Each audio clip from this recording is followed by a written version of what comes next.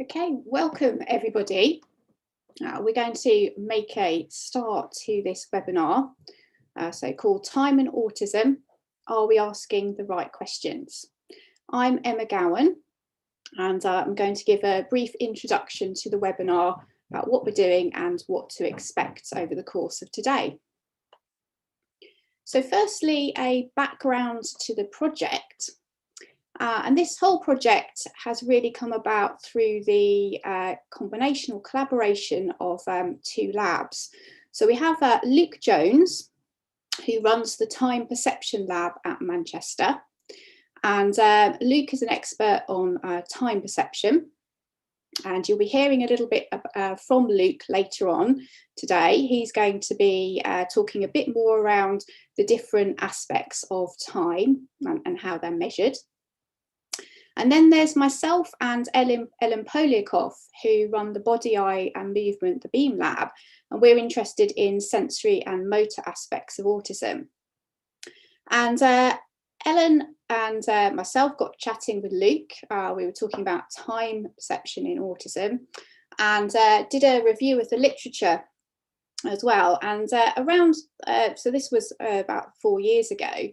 At that time, there didn't seem to be there was quite a few papers out, so lots of interest in the area, but the work was patchy. So there was quite a lot of findings that didn't all tally up. And also there seems to be a lack of studies, of large scale studies, so lots of participants looking at very basic time processes in autistic people. So by basic time processes, I mean the sort of low-level time perception where you don't need to use too many cognitive resources such as working memory or planning.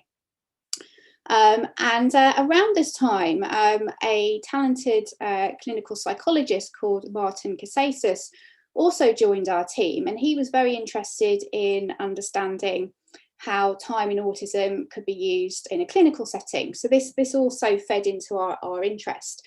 And so we wrote a grant to the ESRC, so the Economic and Social Research Council, and amazingly got it. And I say amazingly because it's very hard to get research funding in the last few years.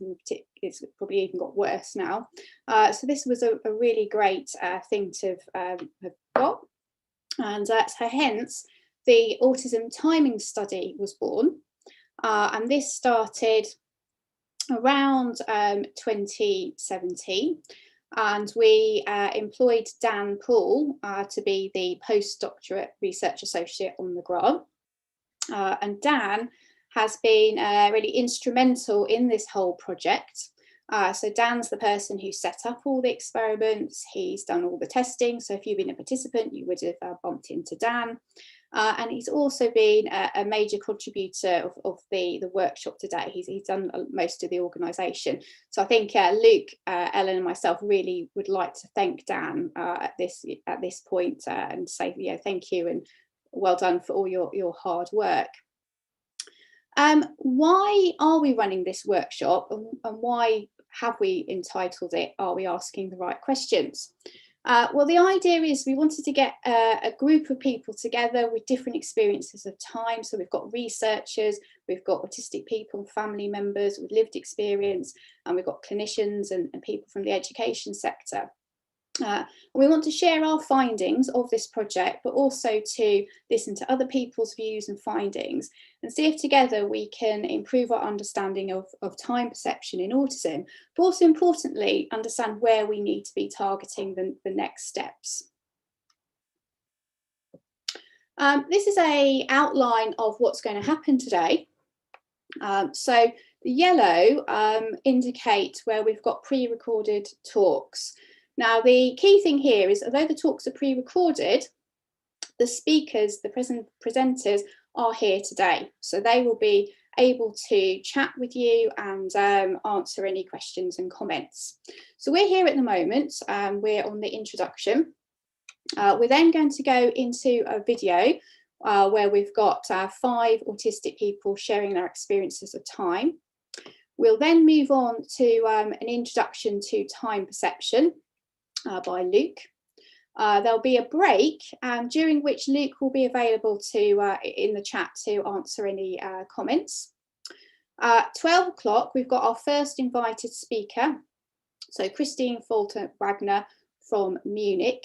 So she'll be giving her talk. We're having a lunch break around 12:45. And during this time, there are some posters. So these will be in YouTube and the presenters will be on hand to answer any questions as well. We'll give you more details about where to go for those posters just before the lunch break. We've then got Dan, who's going to be overviewing the findings of our study. And then we move on to our second invited speaker of the day. So Marika Altgassen from University of Mainz. And then we finish the day with a discussion where we hope to draw together some threads from the day. How can you interact with us during the day? So the main way is through the comments in YouTube chat area. Okay, so we're manning that throughout the day. There's several of us, so that is your main way of posting comments and questions. We'll respond to these, or we might collate them if they're more general comments for the final discussion at the end of the day. Some of the presentations have a question and answer session afterwards. So if you post your comments in the YouTube chat, and then the chair will read these out at the end of the presentation, or the researcher might actually respond to them in the chat. We've then got those posters at lunchtime. So we'll pop the YouTube link to the posters in the chat area around lunchtime, and the researchers will respond to these comments posted on their videos. So there'll be just the little chat area underneath the videos.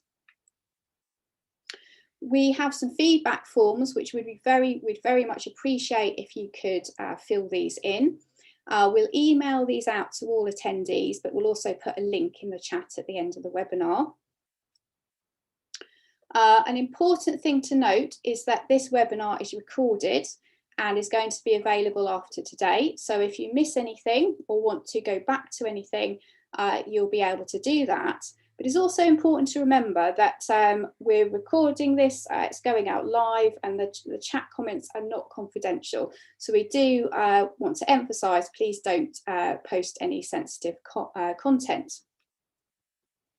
And then if you still have got questions or after the event some questions or comments come to you, please feel free to email Dan at daniel.poole@manchester.ac.uk.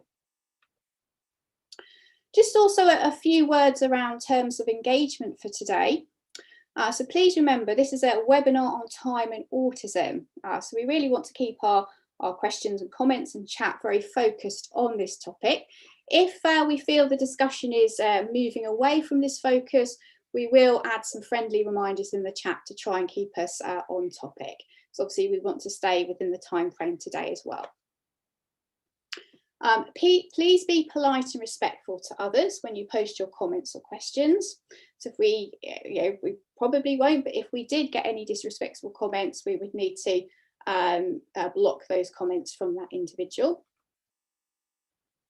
And do remember, there are no silly questions. So if you need to clarify anything, you're just not sure about something, please do post the question in the chat area.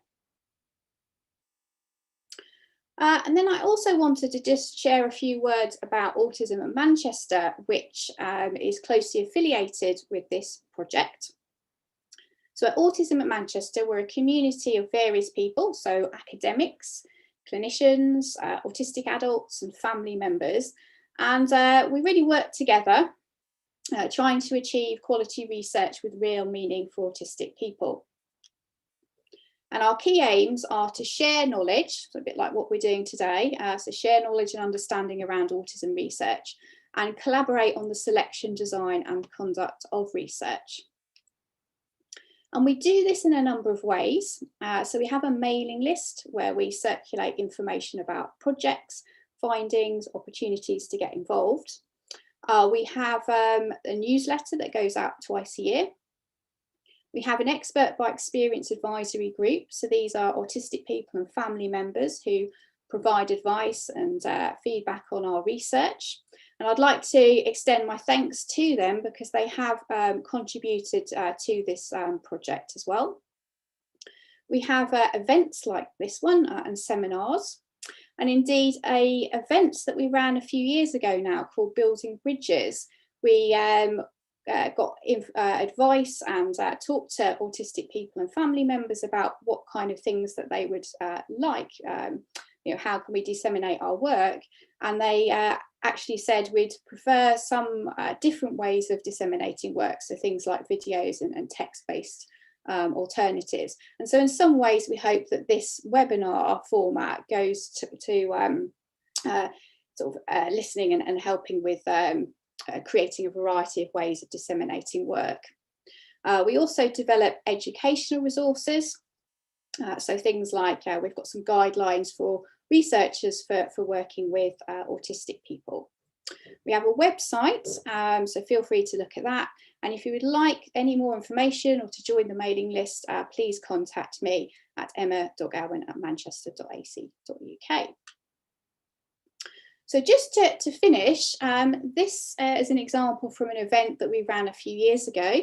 So we were working with autistic people and family members, and we were asking them to write their thoughts and draw aspects of autism that interested them and they wanted to tell people about. And we did this as a postcard format.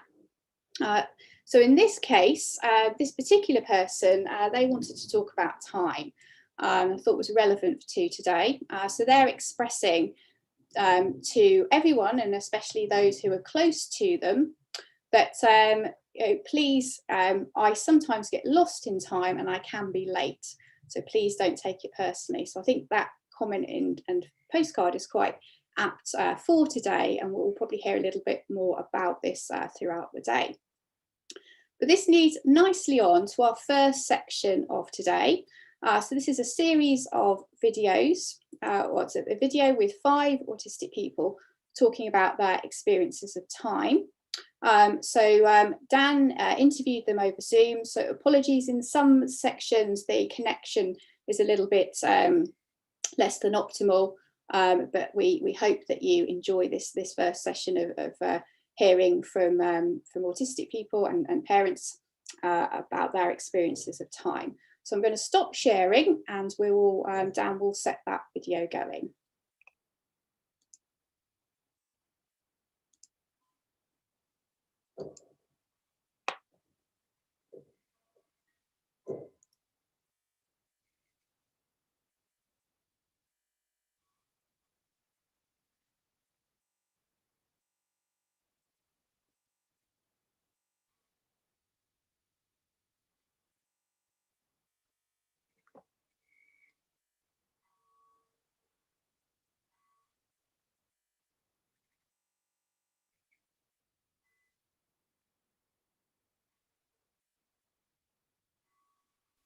Right, I'm Jo. I live in Halifax. I was diagnosed with as autistic when I was 60, after a sort of life full of mental health struggles, and it helps me to make sense of a lot of things. In relation to time, I guess it's something that has woven itself through my life. I think when I was younger, I saw time as quite flexible, not very specific. And if I was working on some work for college, I felt like I could stretch time. I know that my perception of time is different from other people. Certainly in terms of work, I struggle with deadlines. And then you'll have a boss that gives you another deadline, another deadline, another deadline. And it just doesn't work because time isn't the same. You can be working towards something, and I find it very difficult to judge how long something will take. And I'll have a perception that it might take me a day, it might take me 3 days. So in that way, it's really difficult with work. And also, another thing that I found recently, somebody said, get something to me by the end of play on Wednesday. Now, my end of play was when I finished the work on Wednesday, which was about 9:30. Their end of play, I think, was probably about 5 o'clock, so they could do something with it. So it's one of those things that you realise it's a mixture of time and language and communication makes things quite difficult with things like work. It also affects sort of personal relationships in a way. My partner, he's got his own conditions, and he will see if I'm 5 minutes late, to him that'll feel like an hour. But to me, it'll feel like nothing. So I might end up being half an hour late for something and not even realise. And that can be really distressing for somebody else because they might think that you're not taking them seriously or not being honest with them, when actually in your head, you're doing the right thing. So there are lots of little kind of things that can trip you up with time, either at work or personally. And I've tried some different sort of strategies, things like timers, the Pomodoro technique, absolutely do not work. I can put timers on my computer, on my phone, and they're just invisible. So if it's appointments, I'll tend to get things early if I can, because I'm aware that otherwise I'll be late, but I do end up running late an awful lot of time, and then that makes you panic. And I guess it's crazy because it's a pattern that keeps repeating itself. You know, you'd have to trying to get pieces of work in on time, things like that. It's so frustrating that you can't rely on yourself because your perception of time is all skewed. So you're aware that other people might end up feeling that you're unreliable, even when you're trying really hard to do something. But you also have that intense frustration in yourself that you can't do things in this framework that other people expect you to, that to them seems perfectly normal and reasonable, but it just doesn't fit in your head. Hello, I'm Simon, and today I'm going to give a short thing on my perception of time as an autistic person. It's both complicated and simple at the same time, because my perception of time vanishes if I become deeply focused. I'm very time oriented when I'm not. I have to know what the time is all the time, and so on and so forth. But when I get focused into a book or a movie or a computer game, I can go for hours completely focused, and not notice the change in time. it's got to the stage where I might know what time it is, but I don't know what day it is. A good example of this, when I was much younger, I managed to read my way through the entire Hobbit and Lord of the Rings saga in 18 hours, just by becoming that focused. I only stopped when I didn't have enough light left to read the page. And I think this is something that autistic people, especially if they're interested, are particularly good at, is just losing track of everything else and becoming laser focused on one thing. The downside of that is that we can lose whole days and weeks doing it. My name's David Wright, and to do with the project and study, I just want to talk a little bit about a few examples that I've perhaps had through my life relating to time and what time means to me and how it can affect me. So for me, if I have appointments, meetings, things like that, I'm very punctual with them. That's something that I've always have been, and it's something that's a bit of a necessity for me. So if I'm a little bit late for something, that can have after effects with me. And the way that tends to be is I'll either see like patterns in my vision, and in my vision it can be like dots or flashing lights and stuff like that. I have been to my optician to see if it was a problem with my vision. It's not. My vision's 20/20. Who knew? So they have put it down that it's related to my anxiety, and obviously anxiety and autism, they go hand in hand with each other. So that's the thing that the charity that supports me are very aware of, so that they know to give me as much warning or notice as they can to any changes, so that it's easy for me to deal with. I hate being late. Hate it. As in, it can make me sick. Also, I don't like to let people down, so that if I know someone is expecting me, I like to be there for them. Aids to help me with times in things like this. Some things that I do is if it's somewhere I've never been before, and I'll use a prime example of Manchester University because it's as good as any. I've been involved with a few studies at the university, and the first time I went where the study was taking place at the university, I'd never been before. So obviously that was a concern for me, because you've never been before, so you don't want to be late for it, you don't want to let people down there. What can you do? What can I do to alleviate those worries and be better prepared for the day? So normally things that I do is I'll research it.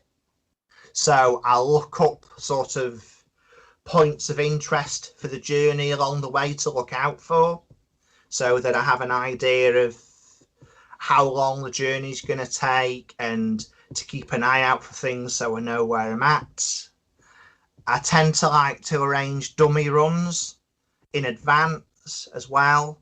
So a couple of days before, I might ask my support worker if we can actually go to the place, so that we're at least familiar with the surroundings, what the reception looks like, who might be working on the reception, just so there's a degree of familiarity there, so that rather than going in completely cold, I've touched base a little bit, if that makes sense.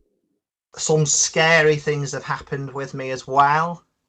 I've always worked in education, so schools, colleges, universities, I've worked in them all. And I've always been the computer technician. So when the computers are broken, David, your job to fix them. And I was hired for a job once, and I was offered the position, and they basically said to me, you're in charge, it's your show, you rule the roost.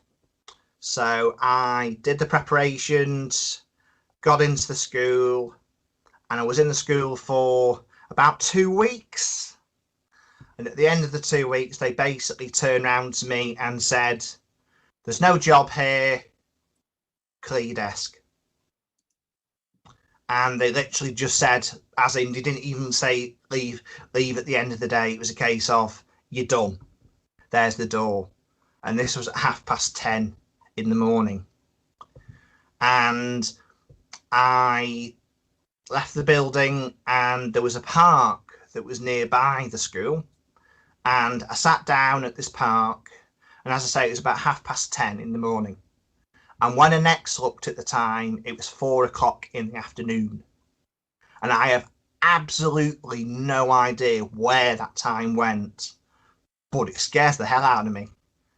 And thankfully, situations like that have only happened a few times. But before my diagnosis, obviously, I always thought, you know, why do you struggle with such things? Why is it such a difficulty? Whereas when it was diagnosed with autism, it kind of explained things a little bit and gave me a better understanding to know, well, actually, you know, you do have a difficulty. This is what it is, and this is why time can affect you. Only happened a few times, but I think that's basically when things have peaked, when they've spiked, and it's not like a blackout, or it's not a losing of consciousness. It's literally as though someone has switched me off, just like that, you know, and then there's nothing, absolutely nothing. And thankfully, it's only happened a few times, and the few times it's happened, nothing bad has happened, as in, you know, I've not been mugged, I've not been attacked. I've literally just been sat there in my own space.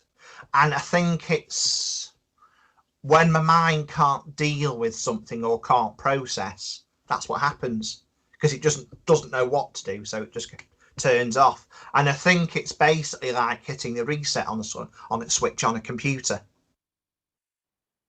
Okay, so my name's Claire. I'm the mum of 3 kids, and my middle son, Johnny, is 12 and he's autistic.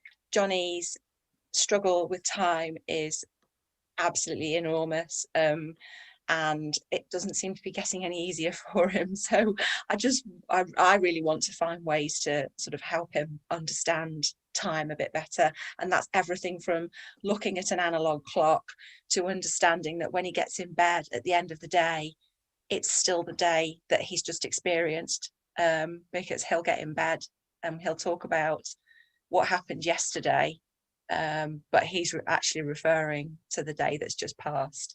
He doesn't understand how long. He gets very distressed about going out anywhere, because he doesn't understand how long we're going to be there, how long it's going to take, when he can get back in time to go back on his electronics, which makes him feel really relaxed. And we've used time timers, we've used egg timers, we've used digital clocks, we've used boards, timetables, everything, and we're better, it's better, but we're still struggling quite a lot. Maths absolutely blows his mind. Fractions, parts of things, doubling things, quantities, and I suppose that's quite relevant as well. I think anyway, I think it's all linked. A really big thing that stood out for me, because we're not talking about school or anything, but just home, is because of lockdown. I suppose as a family, we've tried to get out for daily walks going back 12 months. So the times where we are properly in lockdown and I've said, right, it's time for the walk, that's caused quite a lot of distress. So planning for that walk has been huge.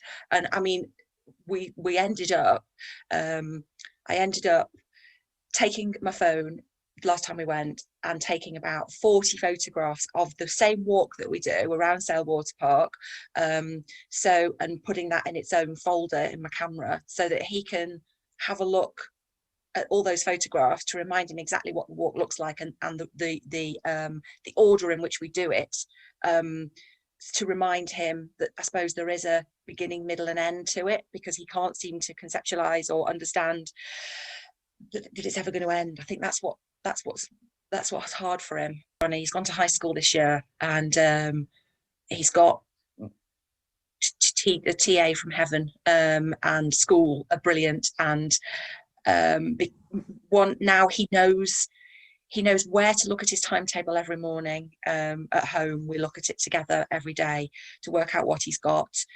We talk about what time he's going to finish school, even though I don't think he understands how, he's used to it now. I guess it's experience, isn't it? He knows there's 5 lessons. I guess that's how he works it out. So he knows that when he's on his 5th lesson, that's going to be the end of the day. And then after that, he knows it's home time. Okay, so my name's Reese. I'm autistic. I was diagnosed at age 12. So you could say in terms of time that I've been autistic now for about 34 years, but I was autistic before the diagnosis. So that's the first ode to the context, the concept of time right there. And I always seemed to frustrate my parents by missing time somehow, by losing time, by not being able to, to make the lunches in 5 minutes time, an hour later, and gradually increasing high pitch of my mother shouting at me to come down and get off of my Commodore 64+4, where I was writing role-playing games in basic programming language. So I had all of these issues around timekeeping and time management.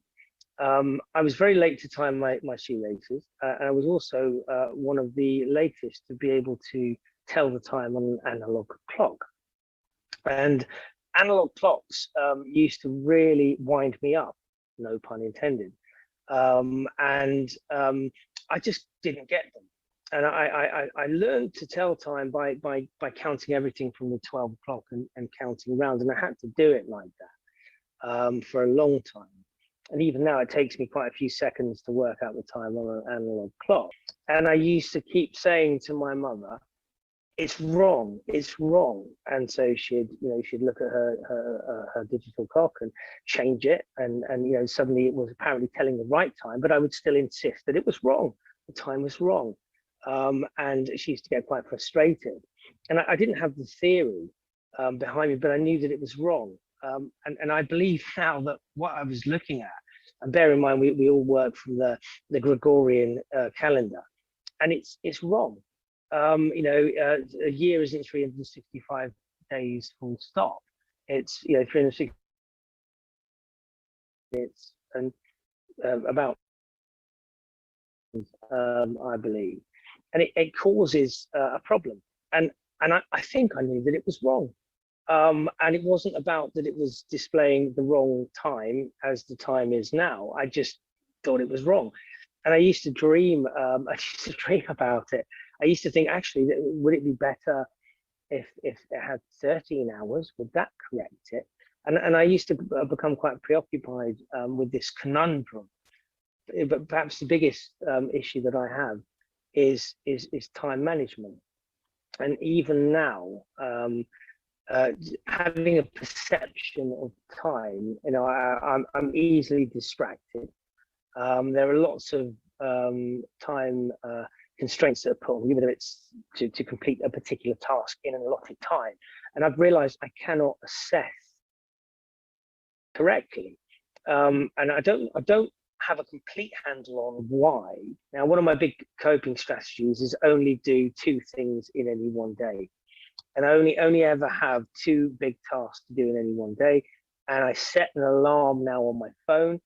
And the alarm is usually the thing that makes me jump 15 minutes before, and I go, oh wow, I forgot about that because I'm off doing something else. I'm perhaps reading or researching or watching videos that have captured my interest, or I'm painting, or I may even, certainly I could lose a lot of time there. And often the only thing that gets me out of it now is having a mobile phone on me that sets off an alarm with a very strong, sometimes insulting message from me to me. So I've got my coping strategies, but then there's the other part of it, and it's the I don't give a stuff theory. And if I'm into something that I really want to be into, why would I stop it for something that just isn't interesting to me? Why would anyone? I don't understand that. And often the only reason people do is because they want to please someone, or they don't want to displease someone. It's that kind of battle between being impelled and compelled. They either really want to be liked and loved and please people, or they're focused on the fear aspect of not wanting to displease. I don't have that. So when you combine the perhaps the stuff that's happening at a perceptual level with the process oriented stuff and the intrinsic stuff, I think those three come together and absolutely ruin me in terms of time success. And then there are other things which I believe are entirely sensory, but I've noticed it when let's say something simple like a ball is bouncing. I often thought it was an echo, but even in a place which is not echoing, I hear the things in a disconnected way.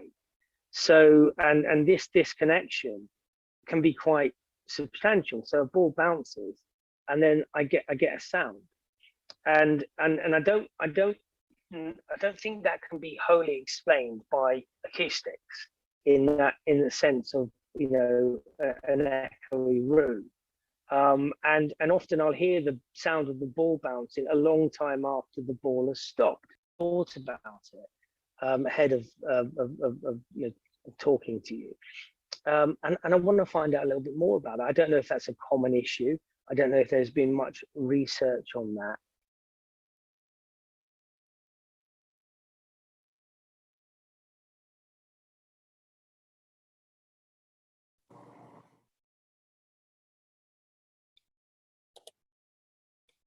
Okay, my camera isn't starting for some reason, but I just want to say a huge thank you to our speakers, to Joe, to Simon, David, Claire and Reese for sharing their experiences around time.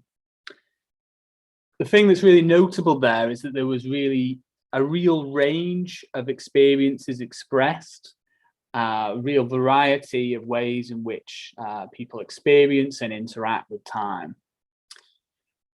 There are just a couple of common themes that I've noted down for myself that I just want to reflect on now. So a couple of things that came out across speakers was about the use of prompts and aids to help scaffold time and the extent to which these might work or not. Some speakers spoke about problems that they'd had or people around them had had with using analog clocks, and also the way in which social pressures interact with timing, with conscientiousness, with a lot of preparing and having to do practice runs to improve timing, or on the other hand, just trying not to worry about it. So what do you think? We're really interested to hear from you. Do any of these experiences resonate with your own or with someone close to you? Or is time and timing not something you ever really reflect on or worry about too much? So please let us know in the chat. So now we're going to be hearing a bit more from the research side of time perception. How is it that we study time? What approaches are commonly used? And Dr. Luke Jones, here from the University of Manchester, is going to be giving us an introduction to the study of time perception.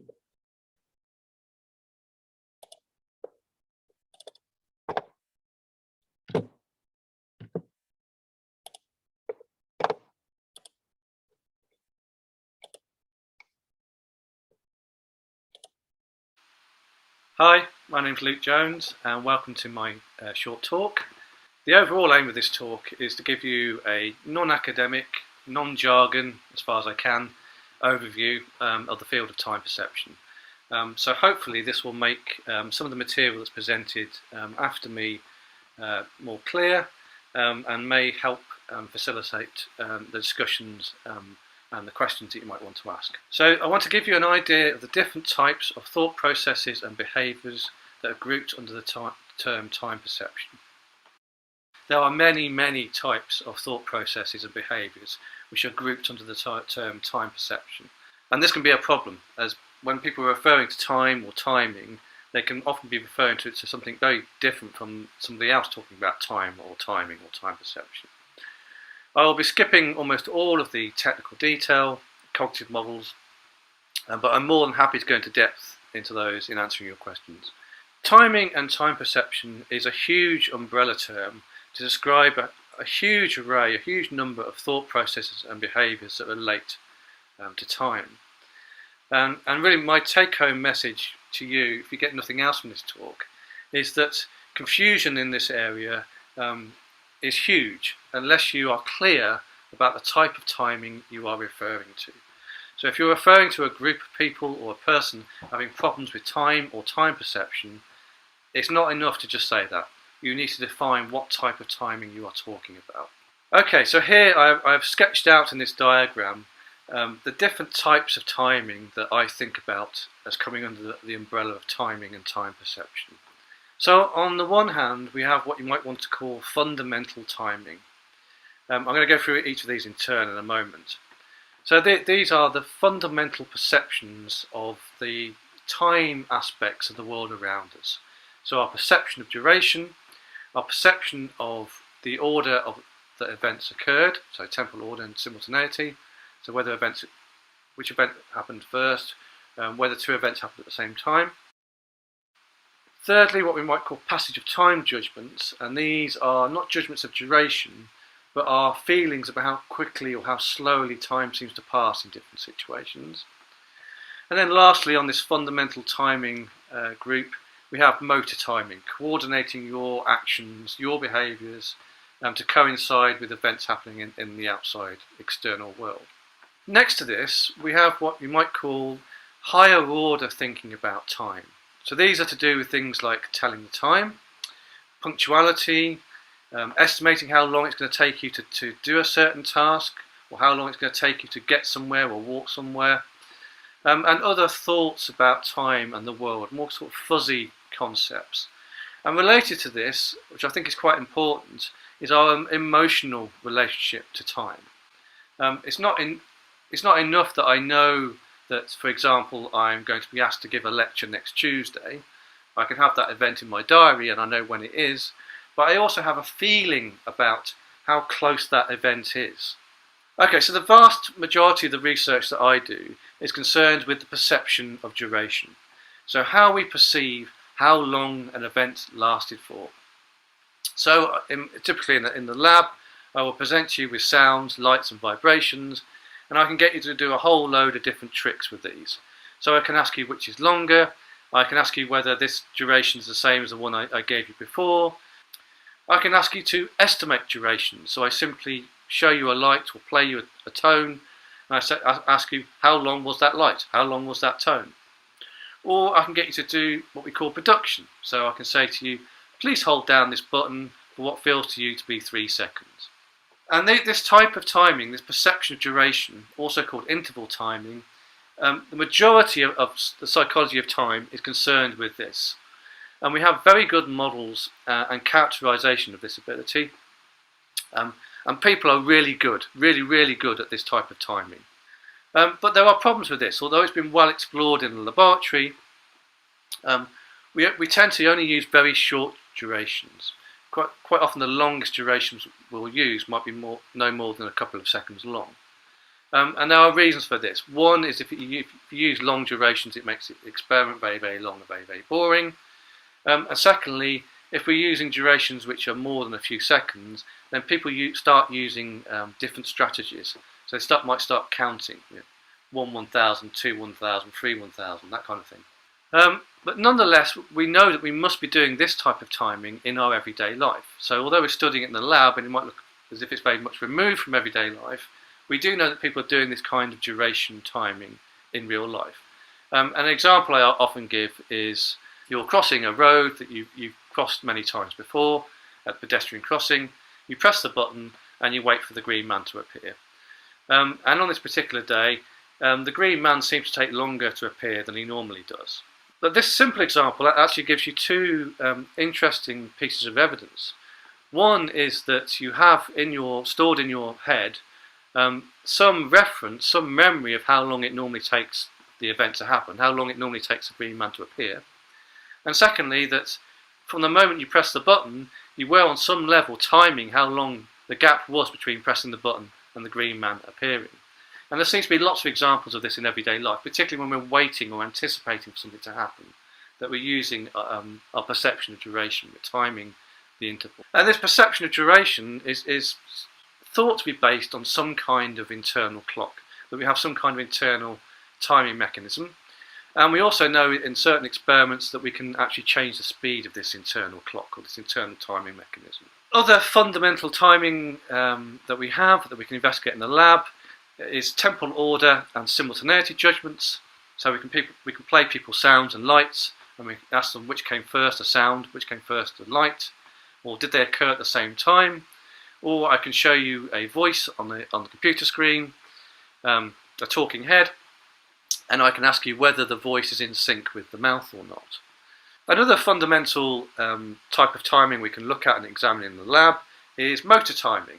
So this is when you're coordinating your actions to events in the world. So for example, catching a ball, or dancing to a rhythm, or playing an instrument. And in the lab we normally measure this by using tapping tasks. So we ask people to tap along to a beep, for example, and we can have different rates of beeps, and we can take away the beep and ask people to continue tapping at the same rate. And we can monitor how well people are tracking that rhythm. But if you think about it, this is still essentially a perception of duration task. People are timing their actions between each beep. So they're timing the gaps between the beeps, or the gap between the different parts of the rhythm. Now, what I've talked about so far is the perception of duration. But there's a different type of timing judgment which is very important to the human experience of time. But it's important to notice that this isn't a perception of duration. And this is where a lot of confusion occurs. So instead of this being a measure of duration, this is instead a feeling of how quickly or slowly time seems to pass in a given situation.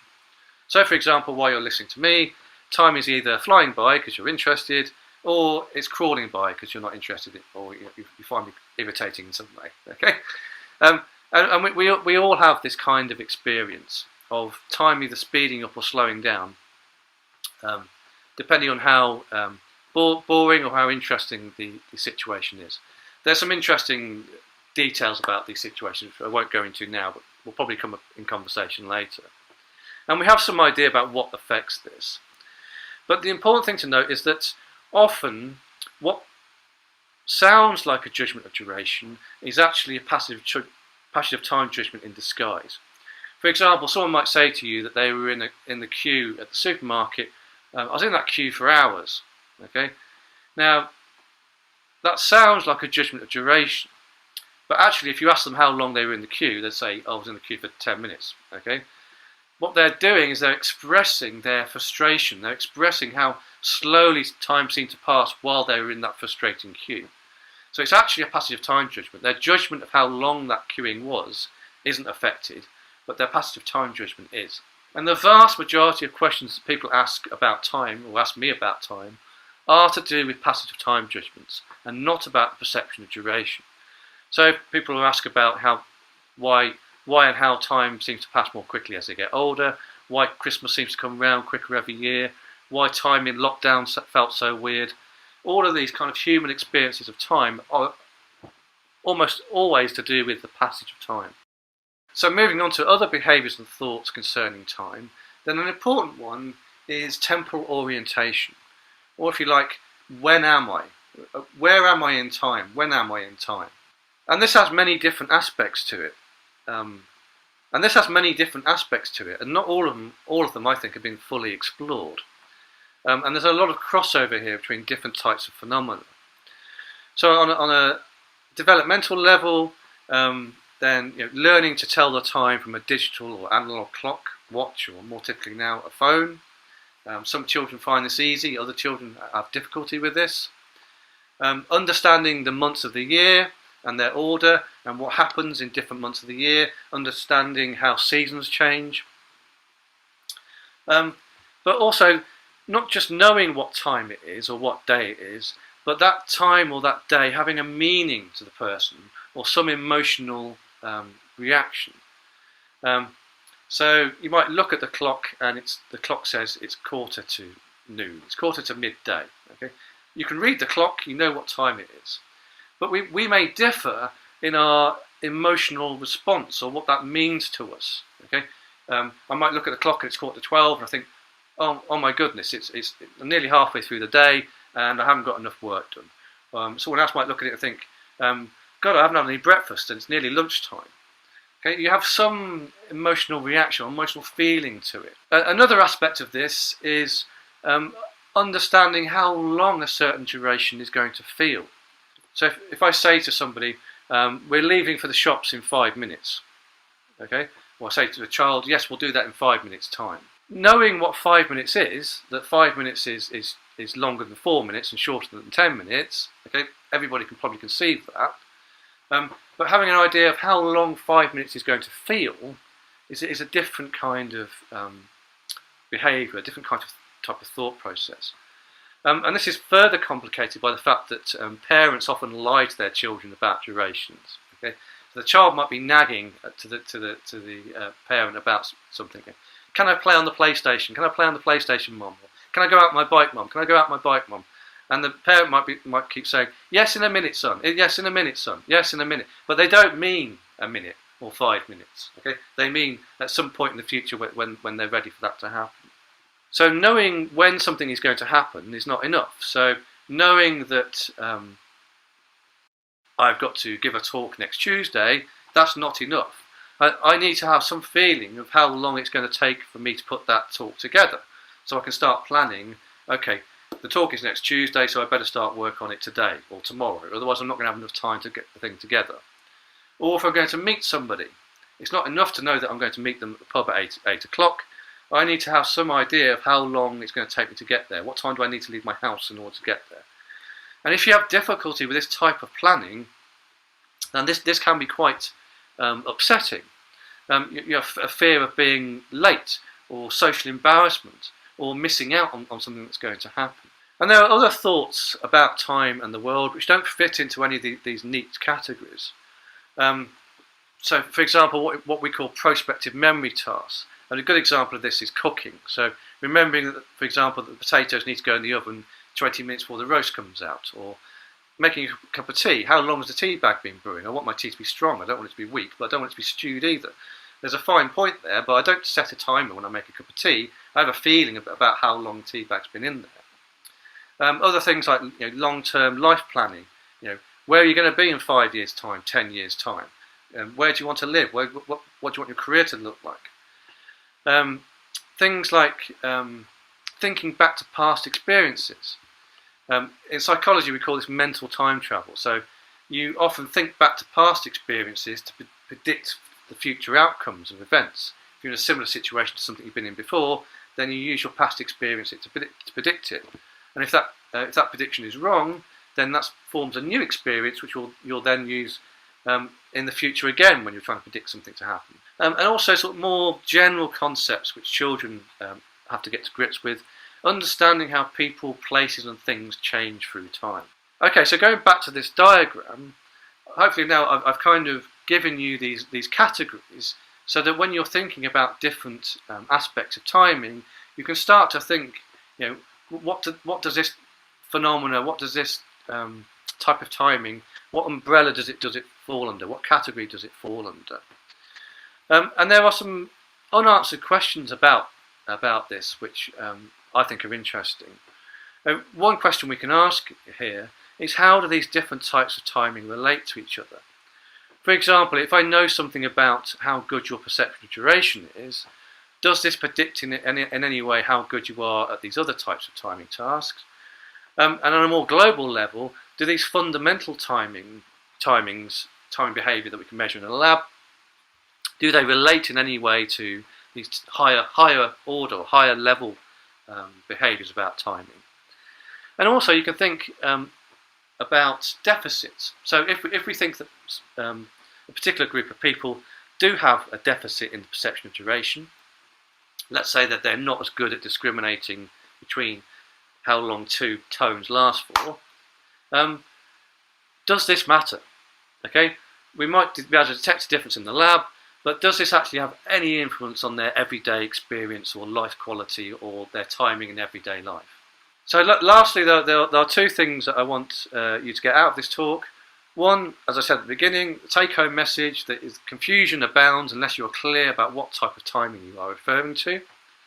And secondly, I'd like to hear from you about what types of behaviours and thoughts about time that we're not capturing, that we're not investigating, that actually might be more important than some of the timings that I've already mentioned. Okay, thank you for listening. I'm more than happy to answer any questions or hear any comments that you have on this topic.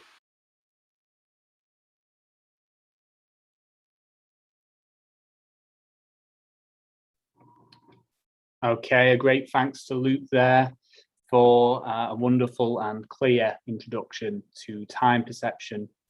Now, we're going to be moving on to a short comfort break until 12 o'clock, but the chat is very active, and as you can probably see, Luke is active there as well, and Luke's going to be available to answer any questions you may have.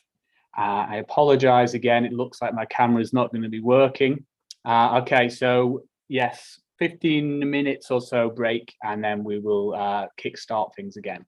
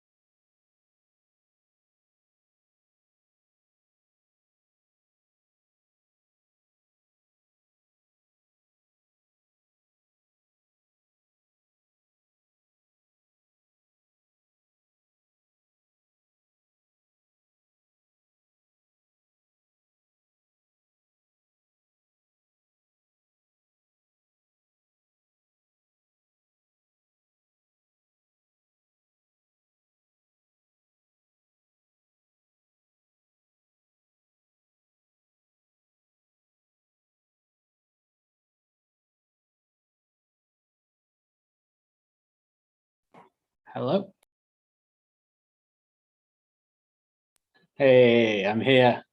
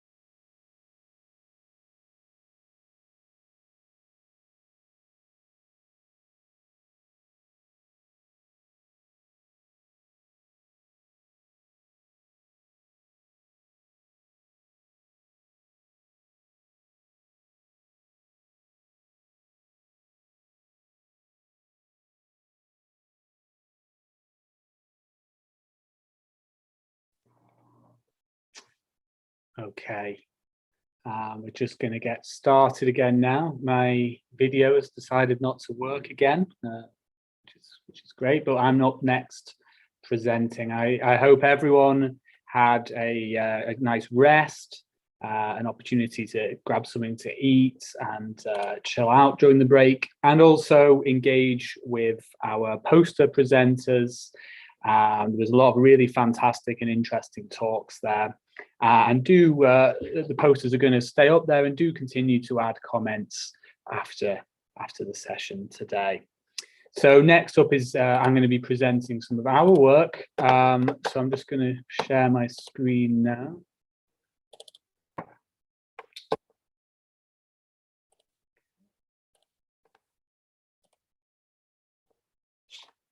Okay, so I'm just going to be presenting some of the findings from our timing study, the autism timing study, which is the project which motivated this webinar today. It's going to give you a little bit of background to why we're studying time, and then also talk you through the findings from 2 of the studies that we've completed to date. Now, today you've already heard a bit about personal experiences around time from autistic people, and I'm just going to add 2 more which come from the publicly available literature from different books. Way back in the 1990s, Donna Williams, an autistic woman, wrote, "For me, a problem with sequencing is also about sense of time and the continuity or lack of it in my personal history."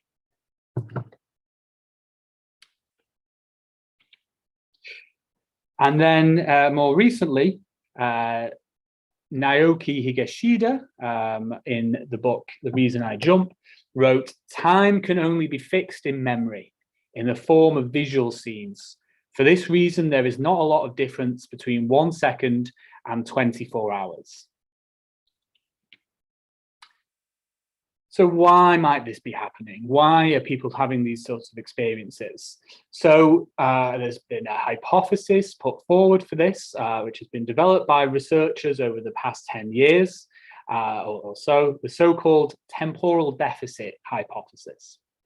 The idea here is that we know that autistic people have differences in connectivity throughout the autistic brain, and particularly important for this is believed to be this region here called the striatum. Striatum is very important in the function of the internal clock. So this reduced connectivity is believed to lead to an impact on the function of the internal clock. This in turn then is believed to impact on the perception of duration, event timing, some of the kind of elements of really basic fundamental aspects of timing like we heard about in the previous presentation. And so it's these fundamental problems surrounding timing which are then believed to have an impact on the types of cognition, the ways of thinking and behaviors around time that we've heard through these personal experiences. Now, most of the research that's been done today is really investigating this element of how duration perception and event timing might be impacted. And I'm going to talk a little bit more about that in a moment. But firstly, I just want to focus a bit more on personal experiences around timing. One way that personal experiences, autistic people's personal experiences around timing have been collected is through questionnaire measures. So there's the It's About Time questionnaire, which has already been mentioned today. So this questionnaire was developed by Barclay and colleagues in the 1990s and was designed to measure differences in timing in children with ADHD. So it's a caregiver completed questionnaire. So a parent or caregiver completes it about their own child, and items relate to time management abilities. And there's an example question in dark blue. Future and past thinking, and time concept. And the work that's been done to date has found that scores are much lower in autistic children on this scale compared to non-autistic neurotypical children, in much the same way as had previously been observed in children with ADHD. Now, I just want to highlight, as this will be relevant later, this work has been done in relatively small samples of children with relatively wide age range across childhood and into adolescence. In a recent piece of work, David Vogel and colleagues recruited a sample of autistic adults who completed a different type of questionnaire. This one's called the Time Experiences questionnaire. Now, this questionnaire is completed by the individual themselves and has these open-ended questions where the participant can write whatever they want. Now, there's some example items there in dark blue. And the findings are quite complicated to try and distill in just a quick soundbite, but some relevant aspects were that participants reported a low awareness of the passage of time, and that they supported this using structures and routines in their daily lives. Participants also reported anxieties they had when thinking about the future. So in our first study, what we were aiming to do was really develop this kind of work a little bit further, really improve the characterization of what we know about autistic people's experiences of time. So for this study, we recruited 113 parents of autistic children and 201 parents of non-autistic neurotypical children. All the children in the study were aged between 7 and 12. They were all educated in mainstream schools in the UK. And this age range is a really critical time at which children both learn about time formally in school and also sort of develop sort of the sort of perception of duration that we've been talking about previously. It's a really important phase. All the children also in both groups were reported to communicate verbally. So the parents completed an online survey. This involved the It's About Time questionnaire that I just described, and also some open-ended questions which we devised with the Autism at Manchester expert group. So the expert group being this a panel of autistic adults and parents of autistic children. And what we were aiming to do was really orient questions around the kinds of ways in which time might be important in these families' daily lives. So items related to punctuality, awareness of time, and the extent to which timing differences impacted on their everyday lives. So this work has been published now in the journal Autism. It's free to read, and perhaps someone could share a link to that paper for me in the chat. So I'm just going to talk to you now about the findings. So firstly, it's the questionnaire ratings on the IAT scores, the It's About Time ratings. So I'm going to talk you through this figure because we'll see a few like this in my talk. So on this axis, we have the It's About Time score. So the lower means the less time concept you have. Each of these dots are individuals who responded on the questionnaire. But what really you're looking for here, it's quite difficult to just look at the individual dots, is looking at the bulb of these distributions. And you can see here that it's much lower for the autistic than the neurotypical group. So we've found something quite similar to previous work in a much larger sample of autistic and neurotypical people. So next we have these open-ended questions. The first thing I just want to highlight is the extent to which parents were describing timing issues in the autistic group, which really weren't coming up in from the parents in the neurotypical group. There was a strong sense in which timing problems were seen to impact on the children's sense of well-being and daily functioning. Now, I've just given a couple of quotes, direct quotes here in the dark blue. So we then used an analytical approach called thematic analysis. So this is used to find key themes and sort of tell the story that we're seeing in the data. So we identified 3 themes I'm just going to talk to you about now. The first theme was time knowledge. So this is the problems that were described that autistic children were seen as having with learning about concepts relating to time. And again, these dark blue quotes relate to those particular elements. The kind of thing that I'm referring to here are problems of learning how to use the clock or use units around time appropriately. So things like referring to weeks, months, or hours, minutes, and so on. And this was seen to not really be in keeping with the children's general academic mathematical performance. And as a consequence of this, there were descriptions of how the children managed this or didn't. And it was reflected in a lot of responses with these children showing a really strong focus on time because they were seen as not being able to understand it properly. And it caused a great deal of anxiety. So they would be very worked up about being punctual and things like this, but not being able to do much about it. And so it's caused more stress than it might have done typically. On the other hand, there were a number of reports of children who just went the other way and just completely avoided time, didn't think about it at all, and just didn't really care.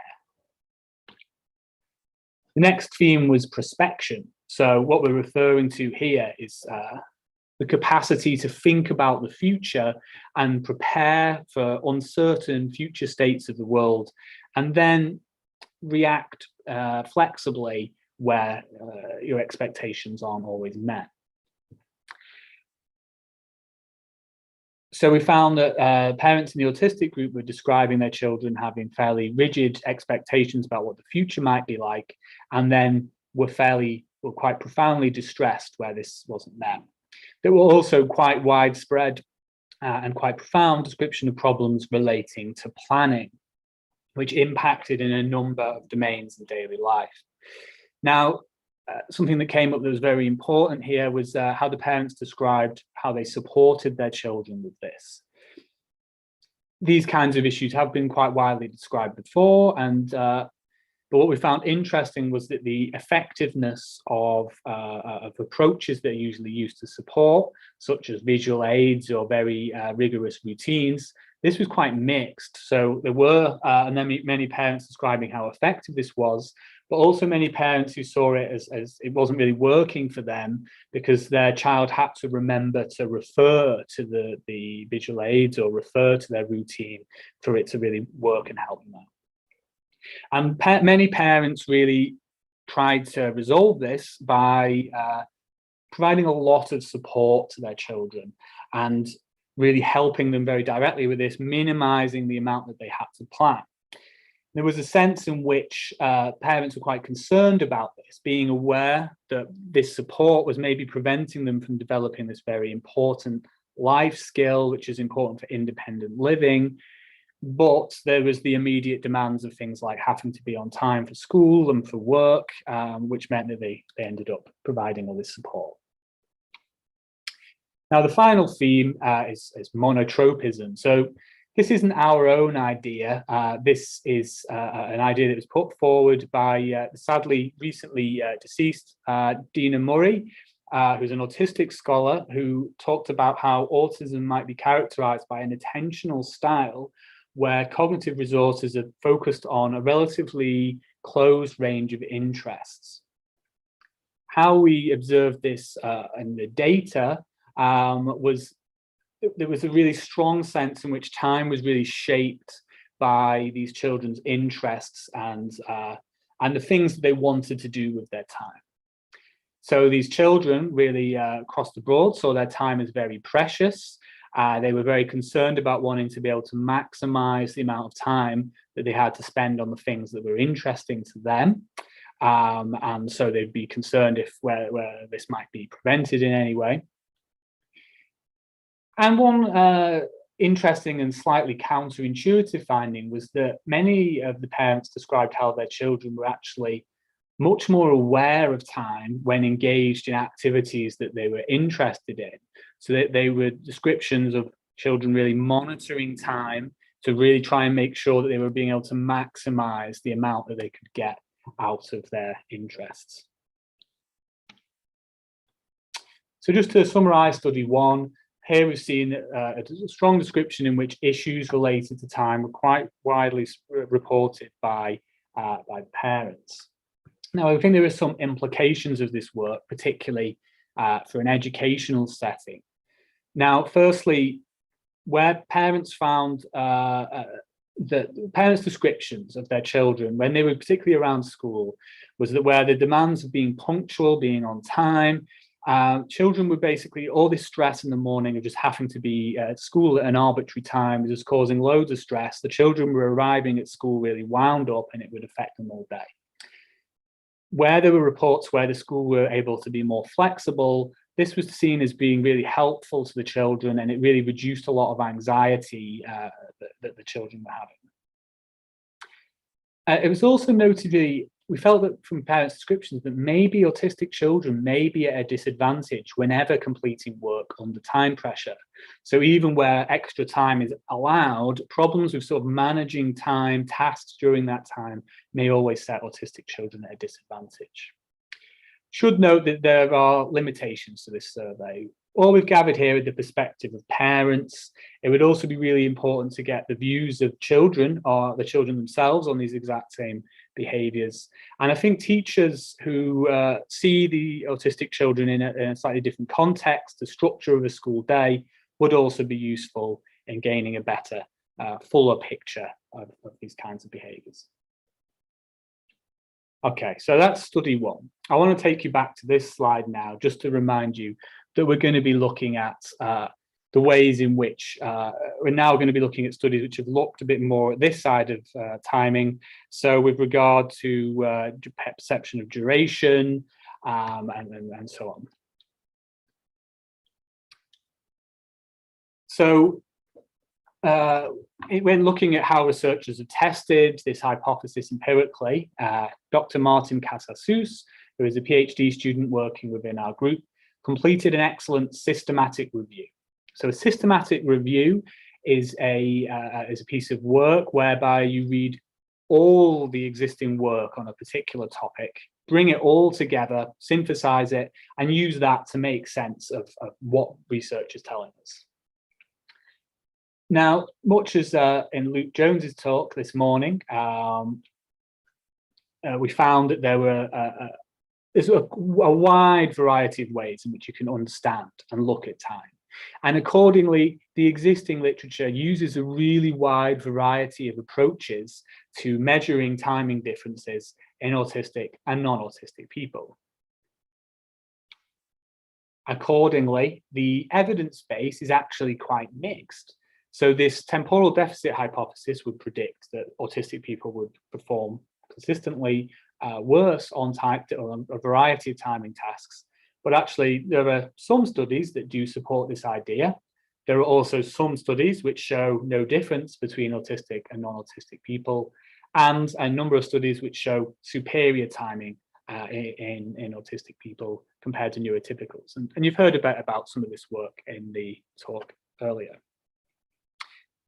An interesting further observation was that we found that where tasks involved an interaction with memory, so where participants were asked to do things like hold a duration in mind, or doing what's called as a prospective memory task, which is something you'll be hearing a little bit about in the next talk, there were more consistent descriptions of reduced performance in the autistic group compared to neurotypicals. So this leads us now to our second study. So the aim of this study was to do a wide variety of tasks in a large sample of people to try and better characterize any differences in timing in autistic people. So we recruited 57 autistic adults and 91 non-autistic neurotypicals. All participants were aged between 18 and 45. So this was all completed pre-pandemic. Participants came here to the University of Manchester into the Time Lab and were asked to complete a variety of different auditory and visual timing tasks, which involve making judgments about time at a millisecond level. We also asked participants to complete questionnaires as well around timing in everyday life. So I've just noted this as pre-registered. So this just means that we completed a document which locked in exactly what we were doing and exactly the analysis we completed in advance. So there were a couple of different possible patterns of performance we expected to see. It might have been, on the one hand, that autistic people would be show reduced performance on all these tasks if this temporal deficit idea is accurate. On the other hand, some recent work had suggested that it might relate, differences might be occurring at a sensory level. So with reduced performance on auditory, but superior performance on visual timing tasks. Whereas the work from our review suggested that maybe we'd only see reduced performance in the autistic group where memory is involved. So there's quite a few tasks to talk through. And so I'm just going to give you a bit of an overview and describe the results alongside the tasks. So the first task was a duration perception task. In this task, participants were presented with 2 durations back to back, and they were asked which one was longer. We then adjusted the differences between these durations until the participant could only just tell the difference, and this allowed us to extract a measure called their threshold.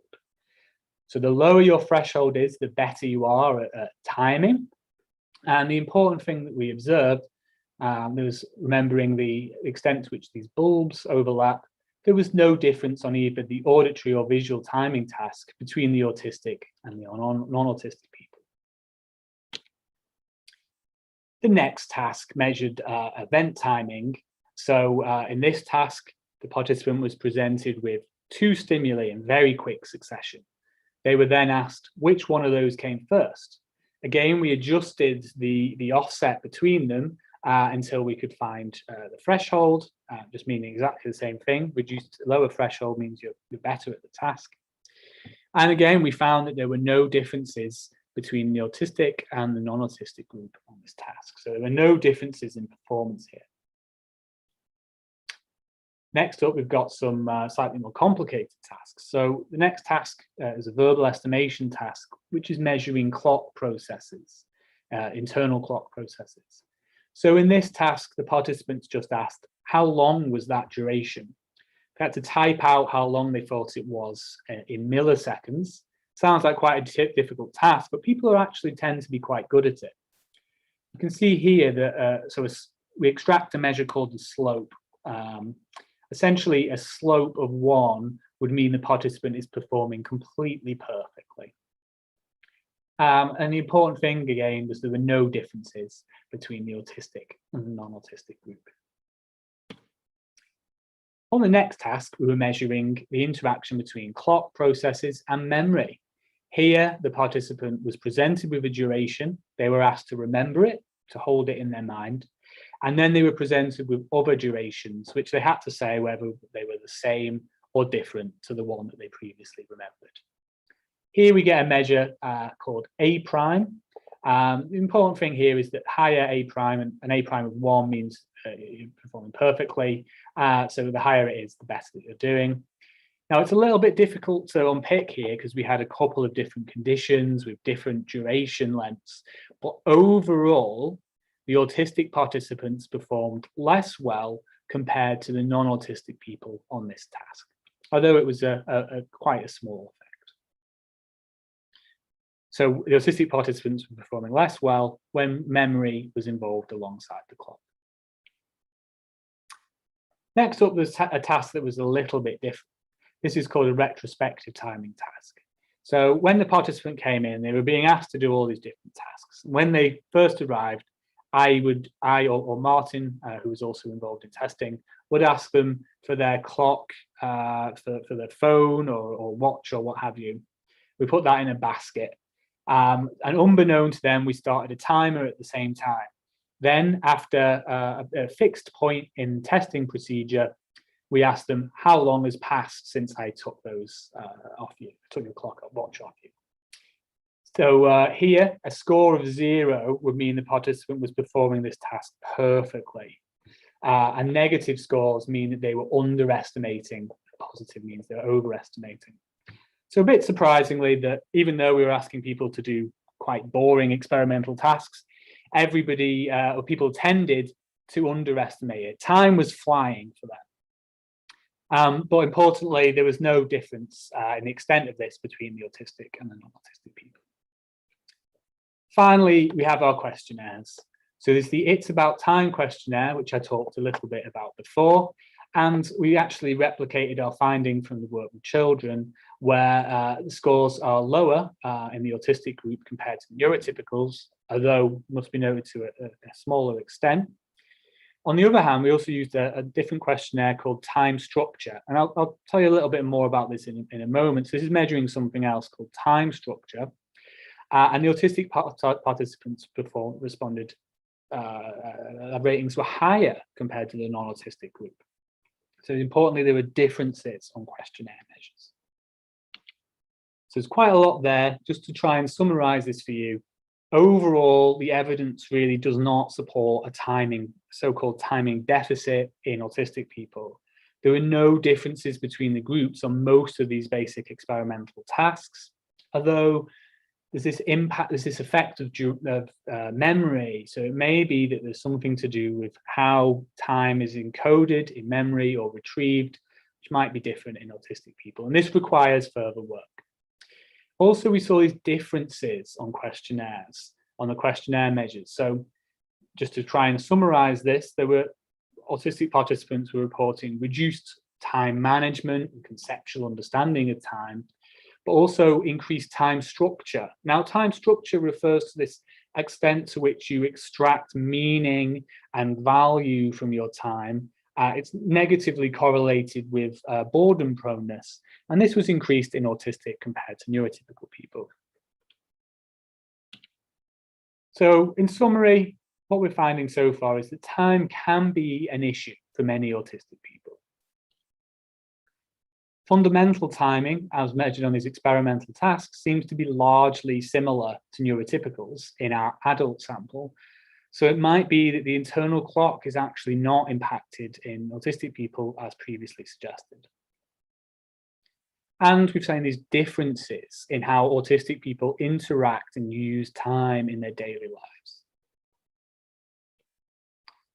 So further thoughts and we're still working on this. There are still further studies which we're working on at the moment as part of this project, but some just further questions moving forward is firstly, just thinking about this issue with the internal clock a little bit further, still an outstanding question, I think, about autistic children.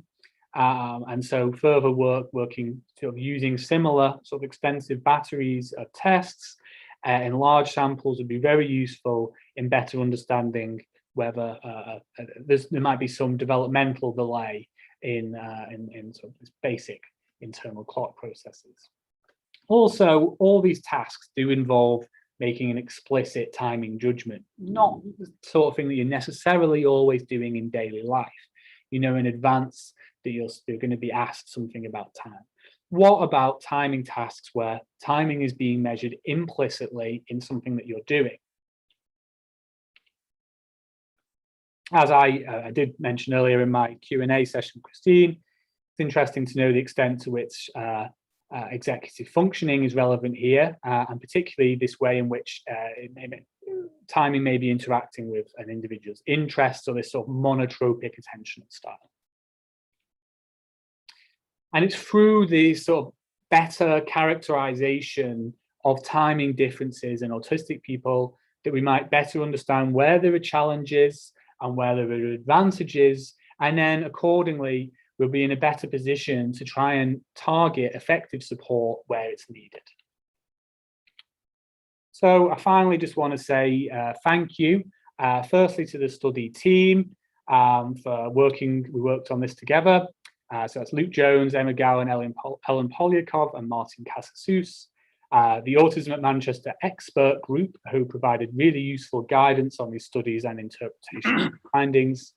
And finally, to all the study participants for taking part. And thank you to you all for listening.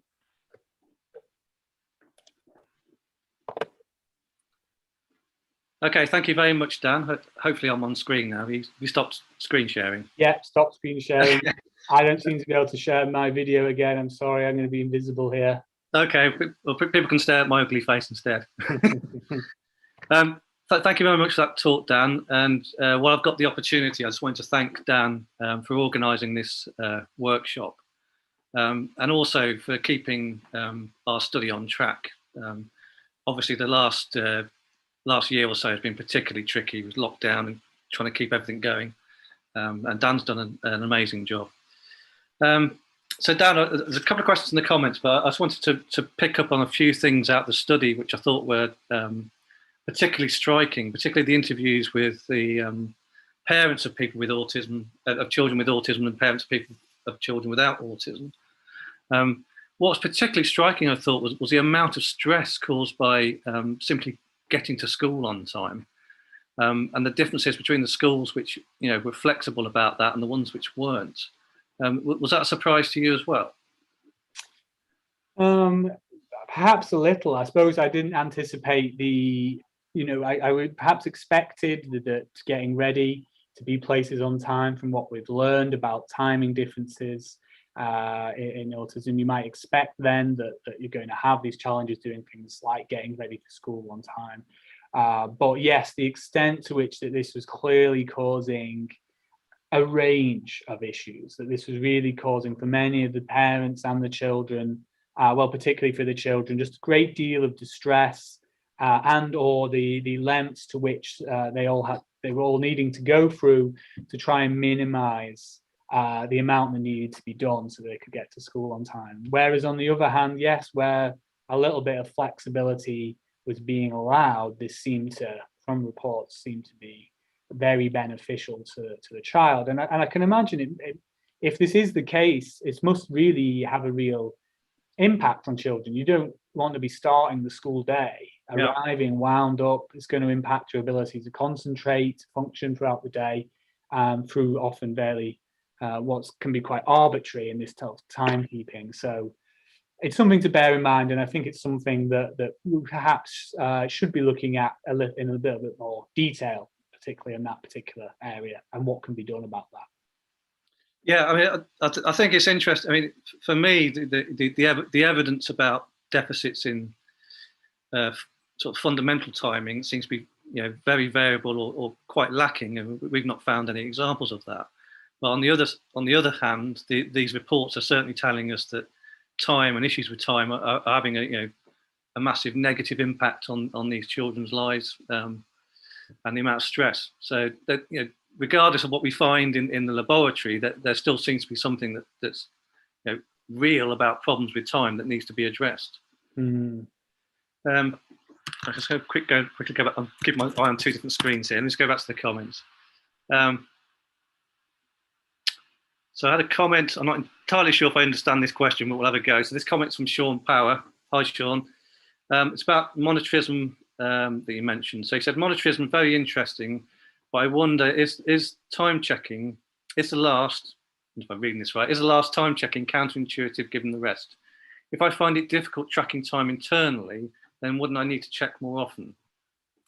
I'm not sure if that question... No, I think I understand what Sean is asking there. So I think what Sean is suggesting was that I proposed that it's a bit counterintuitive that if children were really immersed in their interests, that they'd be checking the time, because you're perhaps in a state of flow, you're immersed in the thing that you're interested in, your attention's focused on that. You typically would tend to check time less frequently.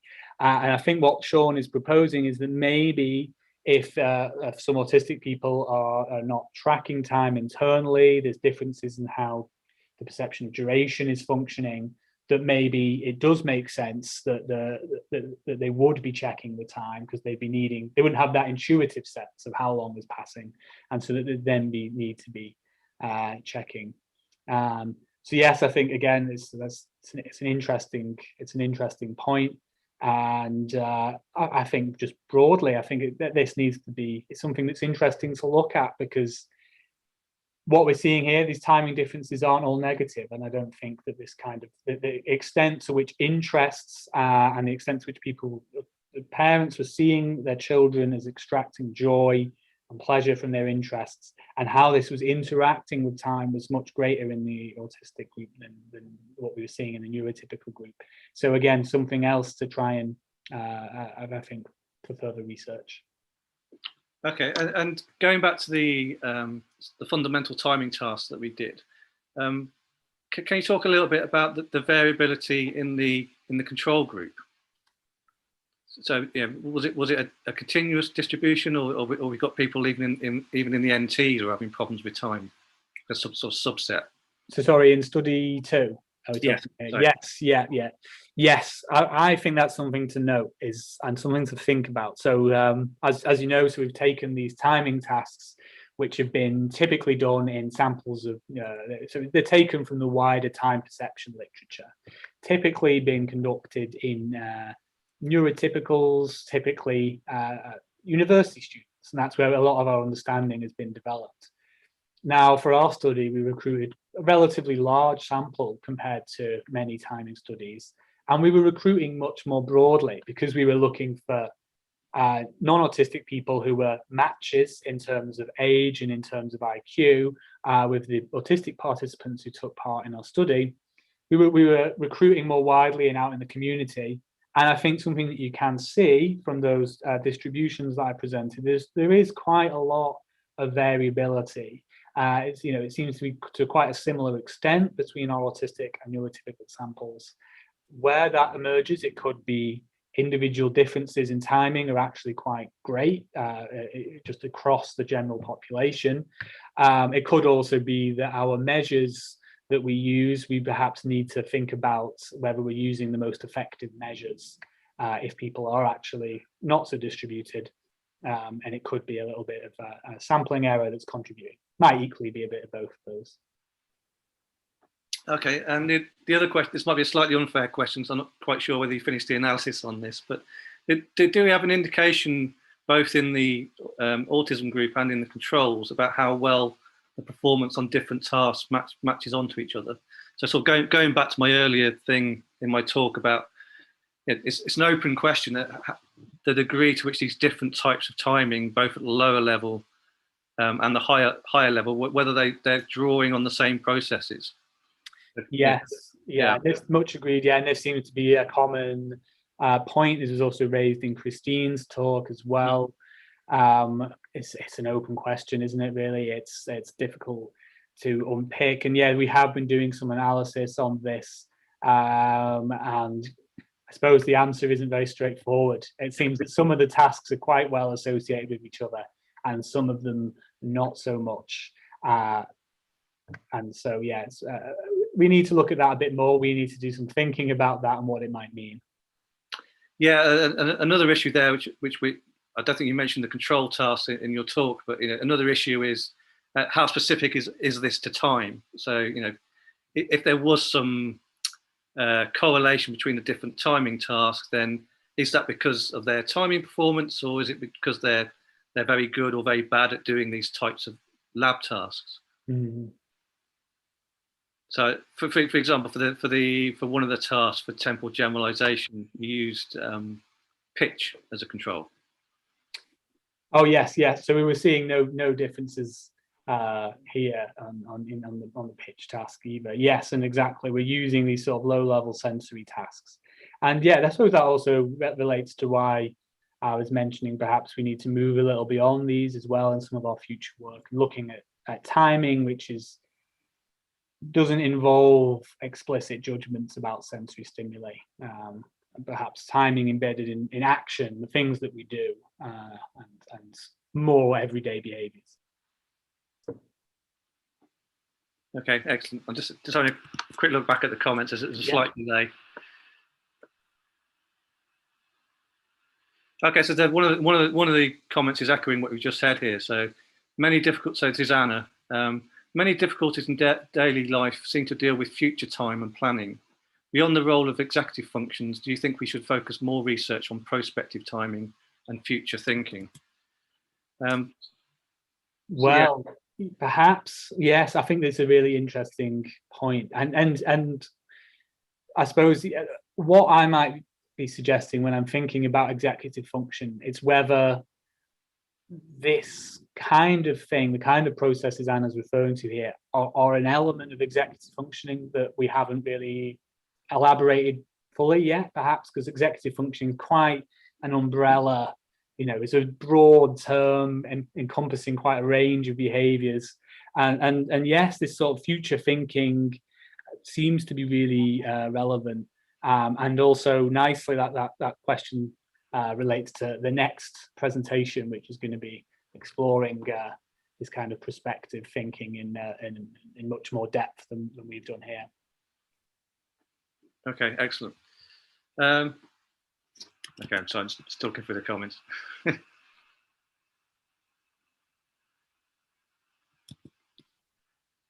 Yeah, so I think you're right. I mean, what we're talking about here is a more general issue. Just stepping away from autism and looking at the timing field in general is trying to bridge that gap between the very controlled experiments we can do in the lab, and, as you say, the type of timing which people are doing in everyday life.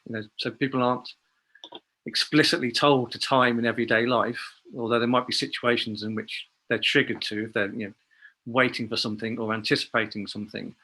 But actually getting at those kind of naturalistic or more naturalistic timing is more difficult.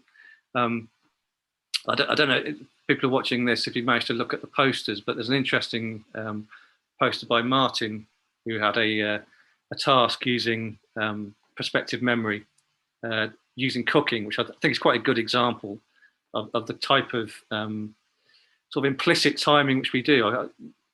I can't think of a better example of that kind of tracking of time and ordering of events. But if anybody out there can think of some clever tasks that we can use to measure timing but not explicitly measure it, it's finding that level really between the control and making it naturalistic. Well, one thing I think that would be useful to do, and we have talked about this a little bit in our meetings, is we have the opportunity now through phones, through the fact that everyone's quite remote, is using technology in a clever way to try and track this kind of timing in daily life using apps. What's happening across the day? When are people having problems with timing? Where is it emerging? And can we check things like how long has passed since X, or how long is it until you do Y, or how long did you spend on this task, and so on. And yes, I think that would be that perhaps might be a useful bridge where we retain an element of control, but it's a little more naturalistic. Okay, thank you very much, Dan. I think that's it for the questions. Is there anything else you wanted to add at all? I've just seen, so I've got the questions here. I might be slightly ahead of you. Oh, okay. So I'll just, because we've got just a minute or so until Marika's talk. So Annie asked, have you looked at learning in the domain of time? For example, how people learn to replicate a time interval accurately with performance feedback or adjust to changes in time intervals. Mm-hmm. We haven't looked at that here. And that's interesting. And I think it would have been a particularly interesting thing to look at where we had seen differences. So maybe perhaps in the where there's the duration memory task that I mentioned, where we were seeing slightly reduced performance. Can you support and train this? That's an interesting question. So if there's a fundamental problem, it might be that you're not able to train it up. Whereas and then another question would be, if you can do this, does it have a benefit in any other domains? Yeah, I think that the tracking changes element of that is quite interesting. So we're currently going to be looking at motor timing, and that's typically measured by people tapping along to a regular rhythm. But you might perhaps get some interesting results, whether you're looking at people with autism or controls or whatever, in how well people can track changes in rhythms, how quickly you can adapt to that kind of changes in the environment, or give them feedback about how quickly or how slowly you're matching the rhythm or tracking the time. Mm-hmm. Absolutely. Okay, thank you very much, Dan. I'm going to hand over to Emma now, if you're there, who's going to introduce our next speaker, I believe.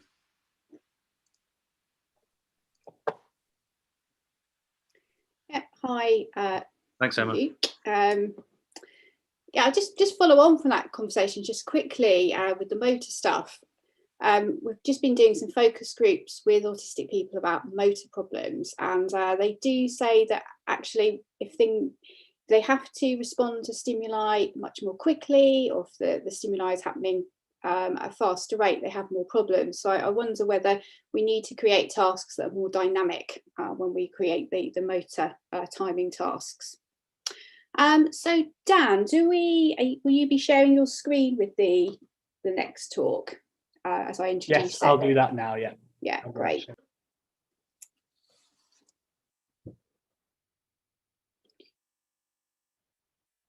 Brilliant. Okay, so quick introduction, moving on to our second invited speaker today. So we have Marieke Oltgassen from the University of Mainz. And her talk is looking at prospective memory. So how do I remember to get to my meeting on time? An introduction into prospective memory performance in autism. Now, as with the previous talks, please put any questions or comments into the chat as the talk goes along and at the end, and then I will cover those questions once the talk is finished. So see you again in 30 minutes. Hi, my name is Marieke Oltgassen, and I'm interested in understanding how people form intentions and later remember to execute these intentions or don't remember to execute these intentions. Today I would like to present you some of my work on autism. The title of my talk is How Do I Remember to Get to My Meeting on Time? An introduction into prospective memory performance in autism. In everyday life, autistic individuals often have difficulties with structuring their daily routine, with managing their time and planning activities. And these difficulties may lead to impairments in the organization and structuring of activities, in the coordination and sequencing of complex activities, and in time management and planning ahead. And these difficulties are evident regardless of their level of cognitive functioning and may be reflected in difficulties to organize and manage tasks at work, or in difficulties with remembering to take work to school. These difficulties have been related to deficits in prospective memory, which is the ability to form intentions now and to remember to execute them after a delay. Prospective memory tasks are omnipresent in everyday life.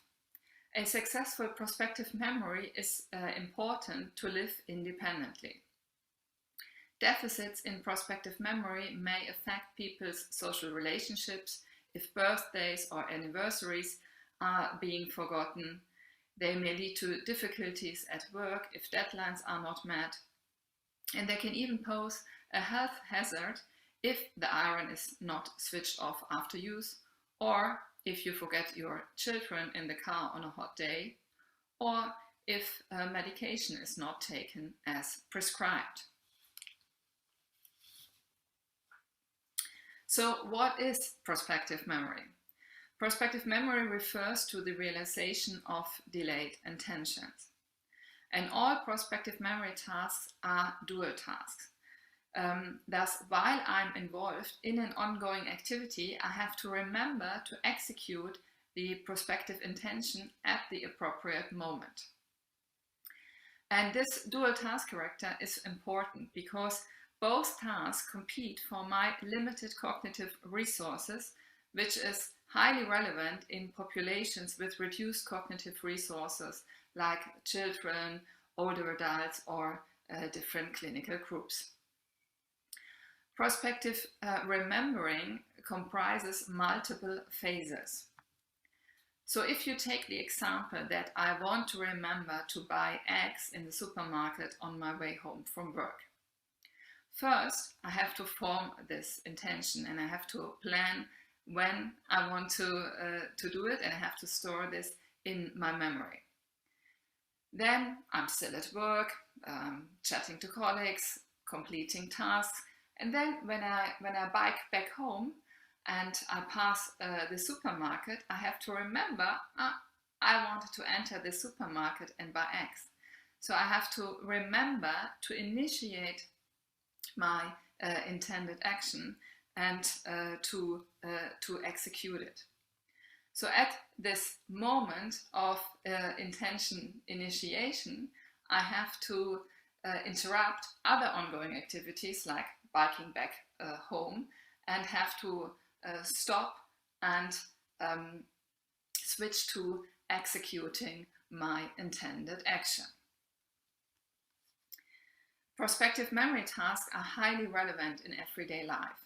About 50 to 80% of everyday memory problems across the lifespan are prospective memory problems. And as you have seen from my earlier examples, prospective memory represents a cognitive function that we all need every day. But what are the underlying mechanisms? Studies have shown that different cognitive functions underlie these different phases of prospective remembering. Intention formation mainly relies on our ability to plan. Intention retention relies on our retrospective memory. And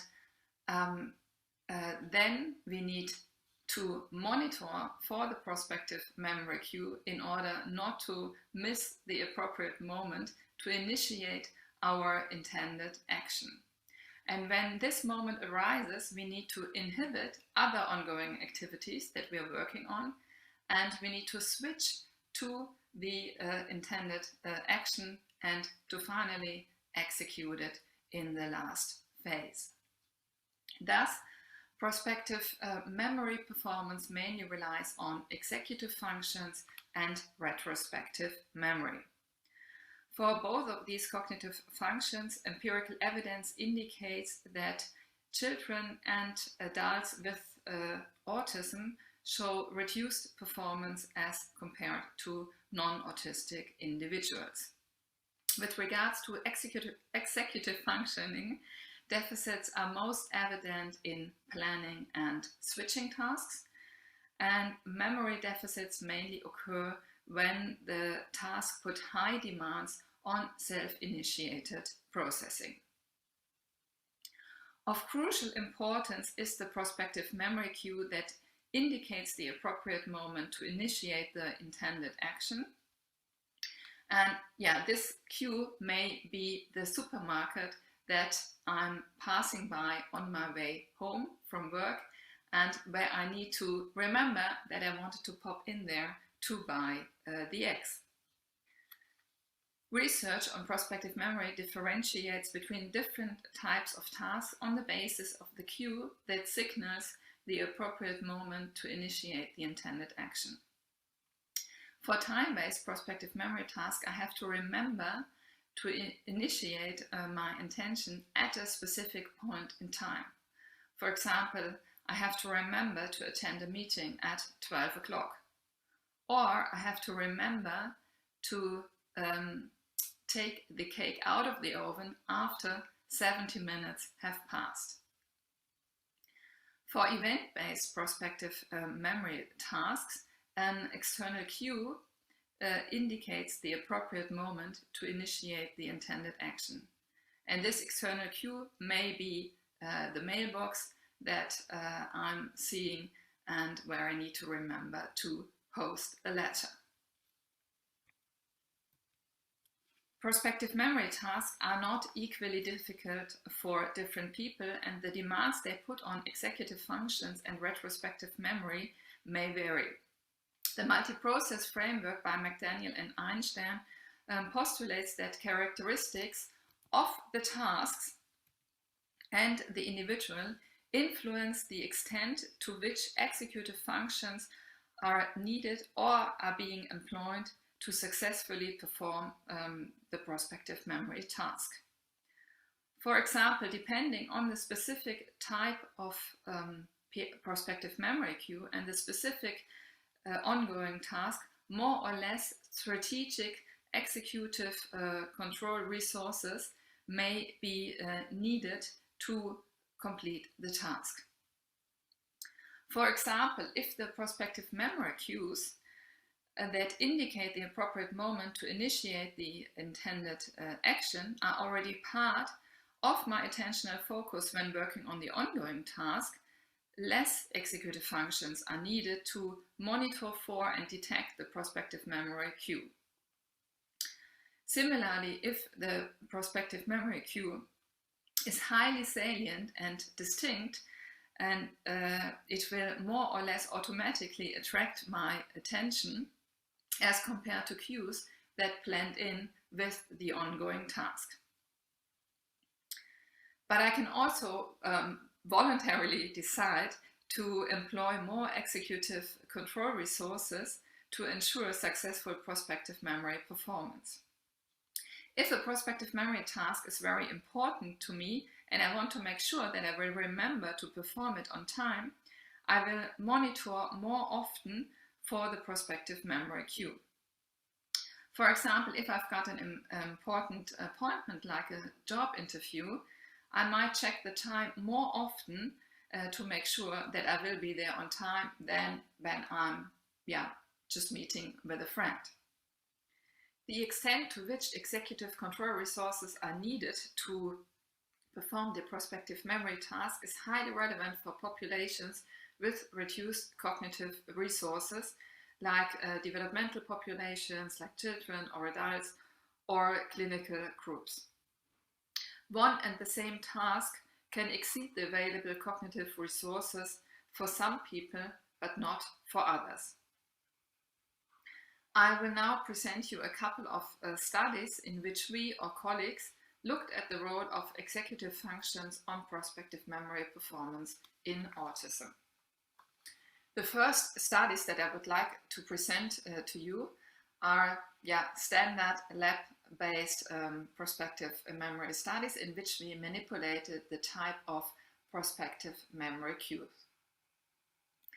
For the ongoing task, participants had to work on a visual spatial working memory task. They were presented with an array of symbols and had to remember the location of each symbol. First, the symbols were presented, then they disappeared, and then they were presented again, and participants had to indicate via key press whether the symbols were at the same location as before. For the prospective memory task, participants had to either remember to press a different key whenever 2 minutes had passed, or they had to remember to press a different key whenever the background color turned yellow. This manipulation between the time-based or event-based prospective memory task was done in two separate studies, but these two studies, or the populations that took part in these studies, are quite comparable in their in their ages and verbal and non-verbal abilities, which is why I present them here now together. So in both studies, participants were around 9 or 10 years old.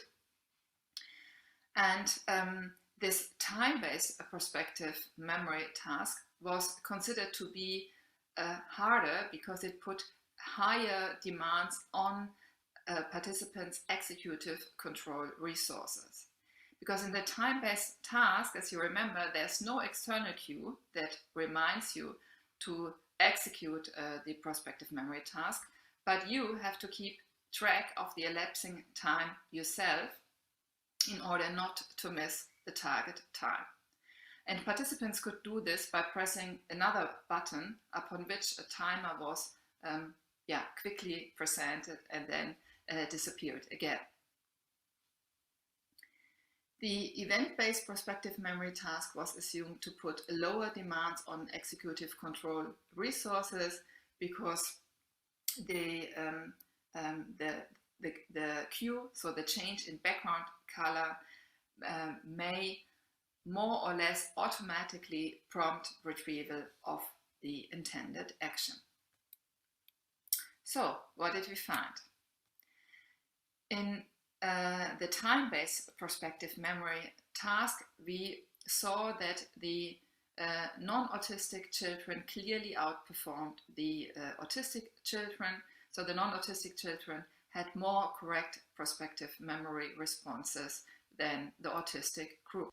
In a second step, we looked at groups' time monitoring behavior, and we could see that overall the autistic children monitored the time less frequently and also increased time monitoring less strategically. So the non-autistic group almost linearly increased time monitoring as the target time approached, really making sure that they will not miss the critical time window. In the event-based prospective memory tasks, both groups performed at the same level. There were no group differences. In addition to asking children to work on the event-based prospective memory task, we had asked parents to fill in a questionnaire about their children's difficulties with everyday executive function tasks. And this parent rating indicated more everyday difficulties in executive functioning in the autistic children than in the non-autistic children. And importantly, prospective memory task performance was linked to everyday difficulties. So more everyday difficulties were associated with reduced prospective memory task performance.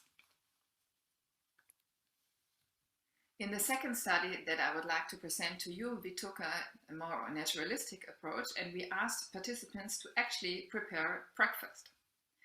In this study, 25 autistic adults and 25 non-autistic adults participated. And for the ongoing task, participants were asked to prepare breakfast, so to set the table, to put the tablecloth on the table, bring all the plates, the cutlery, and the food on the table. And in this ongoing task, 4 prospective memory tasks were embedded, 2 event-based prospective memory tasks and 2 time-based prospective memory tasks. For the event-based prospective memory task, participants had to remember to take the eggs out of the egg cooker when it beeped, and they had to remember to switch the kettle off when its color changed from blue to red. For the time-based prospective memory task, participants had to remember to put the butter on the table at a specific time, and they had to remember to take the tea bag out of the pot after a certain time had elapsed. Before participants actually worked on the task, they were asked to try everything, and then they had to form a plan on how they intend to perform the task. What did we find? In this study, we found reduced performance of the autistic group in both prospective memory tasks. So the autistic group had less correct event-based and less correct time-based prospective memory hits. Overall, the autistic group showed reduced task performance, also in general in the breakfast preparation. They showed reduced time monitoring, similarly as we found in the previous study. And when looking at the plan quality, we found reduced performance in the autistic group and also a reduced adherence to the previously formed plans. The next study that I would like to present to you was conducted by Williams and colleagues. They asked 21 autistic children and 21 non-autistic children to complete a driving game in which they had to avoid obstacles. In addition to this driving game, which was the ongoing task, participants had to work on an event-based or a time-based prospective memory task. For the event-based prospective memory task, participants had to remember to press a specific key whenever they passed a lorry. And for the time-based prospective memory task, participants had to remember to refuel the car whenever the tank, the fuel level went below a certain threshold. And to see how much fuel was remaining in the car, they could press another button and then the fuel gauge would quickly pop up and disappear again. So analog to a timer popping up that disappeared again.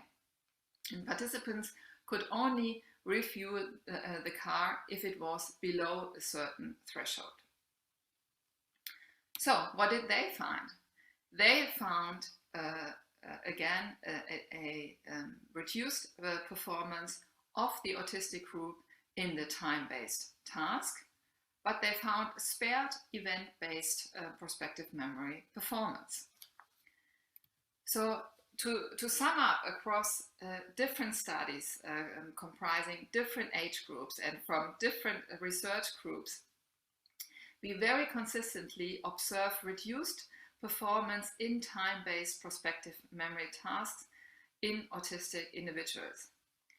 In contrast, findings with regard to event-based prospective memory are inconsistent. Some studies report spared performance and others report reduced performance in autistic children and adults. And this inconsistency can be found across many more studies than the ones that I have presented here. So why do we find these consistent time-based deficits but inconsistent with regards to event-based prospective memory? As discussed earlier, prospective memory tasks vary in the extent to which they rely on executive functions. And the main characteristic of time-based tasks is that there's no external cue that may prompt retrieval of the intended action. And in contrast, this external cue is the defining characteristic of event-based tasks and is present for all event-based tasks. However, the specifics of the cue may vary between tasks. And as we discussed earlier, one major cue characteristic that may influence performance is the salience of the cue. And there's evidence that if a cue is highly salient and distinct, it will more or less automatically attract my attention as compared to cues that blend in with the ongoing task.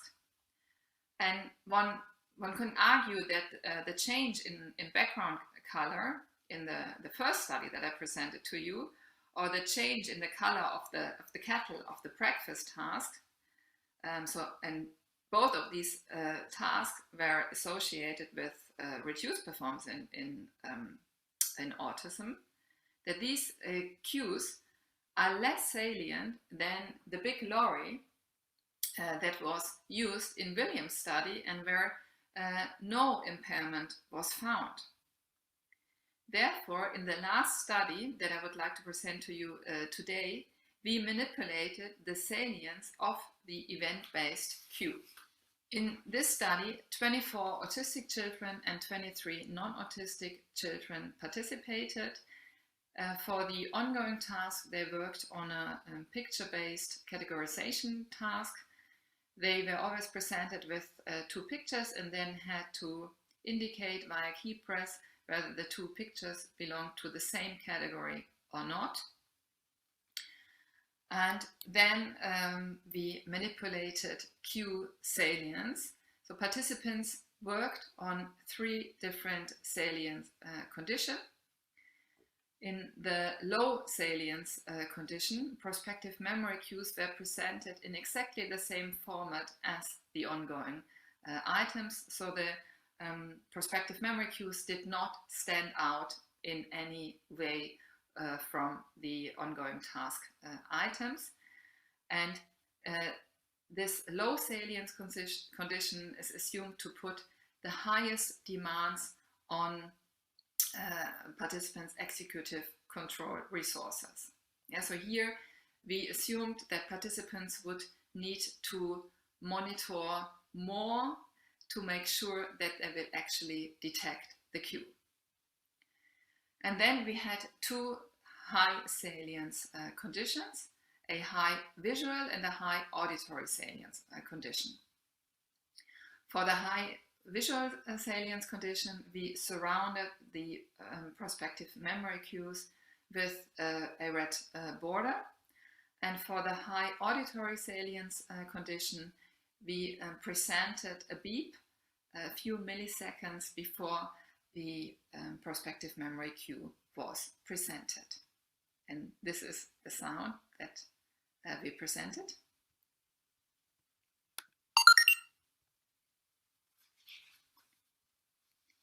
And the assumption was that the high salience condition put lower demands on participants' executive control resources because they will more or less automatically attract participants' attention. This will help participants to detect the cue and then to inhibit the ongoing task and switch to performing the intended action. Here you can see the number of correct prospective memory responses, and you can see that there was no significant group effect. So the autistic, non-autistic group performed at the same level, but we did find a significant main effect of salience.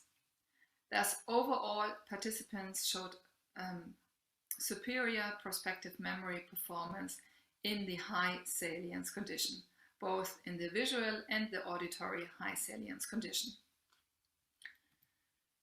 And then we additionally looked at participants' response time. So how fast did they respond correctly to the prospective memory cues? And we can see that there's a main effect of salience, no group effect, but a significant group by salience interaction. So we can see that both groups, the autistic and the non-autistic group, showed the longest response times in this low salience condition. And both groups showed the shortest response times in the high visual salience condition. And the only the autistic group showed the same level of fast responses to the high auditory salient cues as they did to the high visual salient cues, whereas the non-autistic group needed slightly more time to respond to the auditory salient cues. Furthermore, we could show that prospective memory performance was related to participants' sensory sensitivity in everyday life. Thus, the often reported hypo or hypersensitivity of autistic individuals may represent an advantage with regards to the perception of cues. So how can we improve performance? Event-based prospective memory results suggest that more salient cues lead to better performance. Thus, increasing the salience of the cues may be one way of improving performance. Given the consistent deficits in time-based prospective memory, it may be helpful to convert time-based tasks into event-based tasks. So going back to the title of my talk, how do I remember to get to my meetings on time? One possibility is to simply monitor the elapsing time very frequently. This is probably never wrong, but this approach may take up quite a bit of my mental resources. Another possibility that may save me at least some of the constant time-checking behavior is linking my intention to something that I routinely do at a specific time. Thus, linking my time-based intention to a certain event, and with this converting my time-based task into an event-based task. So, for example, if I've got a meeting at 1 o'clock, I could try not to remember this as simply, okay, I have to be there at 1 o'clock, but I have to leave to my meeting after I have had lunch.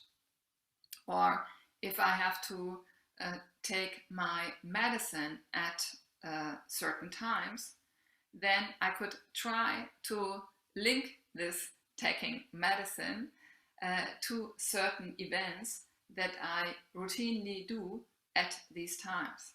Yeah, for example, I could remember to take my medicine in the morning with breakfast, and then in the afternoon with tea, and again before going to bed. And by linking time-based tasks to certain events, I can improve my performance. Yeah, and with this, I would like to thank you for your attention, and I would like to thank all my collaborators. And now I'm looking forward to discussing these topics with you and to answering all your questions. And if you're interested in some further reading, I have copied here 2 meta-analyses and reviews on prospective memory in autism. Brilliant. Thank you very much, Marika. Thanks very much for joining us. So I'm going to ask a few questions. I'm going to try and look at what's coming in on the chat. We've had a few already. I'll just start off with one of my own. Thinking about the breakfast task, you were posing that perhaps the reason that the event-based prospective memory task didn't will show differences between the groups, that this was maybe due to the lower salience of the event queue. I was wondering whether it could be due to the cognitive load of that task, because you've got lots of elements going on. You've got multitasking, you've got the 2 cues together, which the other tasks didn't have. So that's my first question. Yeah, I think this is also very well possible. I think the breakfast task is quite a demanding task, because you have to do so many different tasks at the same time and trying to make sure that everything is ready at a specific point in the future, and that the time to get everything ready was also very short. So it is possible that it's not just the salience of the cues, but actually the cognitive load that we put on participants. Yeah. Cool. Right, I'm just heading to the chat now. So we've got Lene Buckle here, and she's asking, how do you distinguish between forgetting to execute an action and failure to execute despite remembering? So she says she can often remember that I need to do something, for example, stop at the supermarket, but still be unable to adjust my course of action to do it. And it looks like forgetting. Yeah, I saw this question in the chat, and I thought like that's a really good one, because this is tricky, because if we just look at the outcome, then every unsuccessful prospective memory task looks like a memory failure. Yeah, people just forgot to do it. But prospective memory tasks basically have 2 components. There's the retrospective component, which is the memory component, and then there's the we call it the prospective component, or the executive functioning component. And I think this is what she's describing, that it seems like it's hard for her to switch to the other task, and that it's not that she's forgetting about it, but rather than it's hard to make the shift from the other activities she's involved in to then switching to the prospective memory task. I mean, if we do such a more or less like real life task, like the breakfast task, then we also ask participants afterwards if they remember what they had to do, and try to hear their experiences while working on the task. but there are also certain paradigms that you can use that help you to disentangle this prospective and retrospective component. Yeah. And so, did with the breakfast task you did they the participants express that they knew what they were doing, they just couldn't switch, or did you get a sense of how they were doing it? No, we didn't get any of these comments, but I think because we also did not ask specifically, we just asked afterwards if they remembered what they had to do, and this they could recall. At least I don't, because now it's a few years ago that we did that study, so I don't remember that we had any specific comments going in that direction. But yeah, that was more just an example what you could do to thoroughly assess this. There's been a little bit of chat around the use of sort of routines, and Alex has been putting some really interesting comments in the chat around sort of marching and sort of just routines putting into life to try and prompt you to be able to do these things. Have you any general comments on that at all? Yeah, I think this is actually quite a good method to improve your prospective memory, or to make sure that you will actually remember to do something at a certain time. That if you've got fixed routines, that you try to link your prospective memory tasks to these routines, and then you so when you form the intention, you have to try to make sure to remember that, okay, when this and that happens, then I'm going to do this and that. And if you do that, this is also if you use this if then statement that's called an implementation intention, that works actually very well. So it's really something that you can try also if you're lying in bed and you think about something that you need to do in the morning, maybe something that you need to pack to go to work. And then if you imagine that the next morning you're going downstairs, you go to the kitchen, and then you first thing you do is you grab this item and put it into your backpack. And if you think about this, if you imagine this, chances are very high that you will actually remember that. So this is really something that I can recommend doing. Cool. We've got a question from Rachel. For the Q salience effect, was there any investigation to whether participants in both groups also may have had other attention difficulties from ADHD or other psychological conditions? No, I'm not. No, I think we did not assess that. I think we did not have any other questionnaires assessing this, but this is it's a good point. We usually include an ADHD scale. Yeah.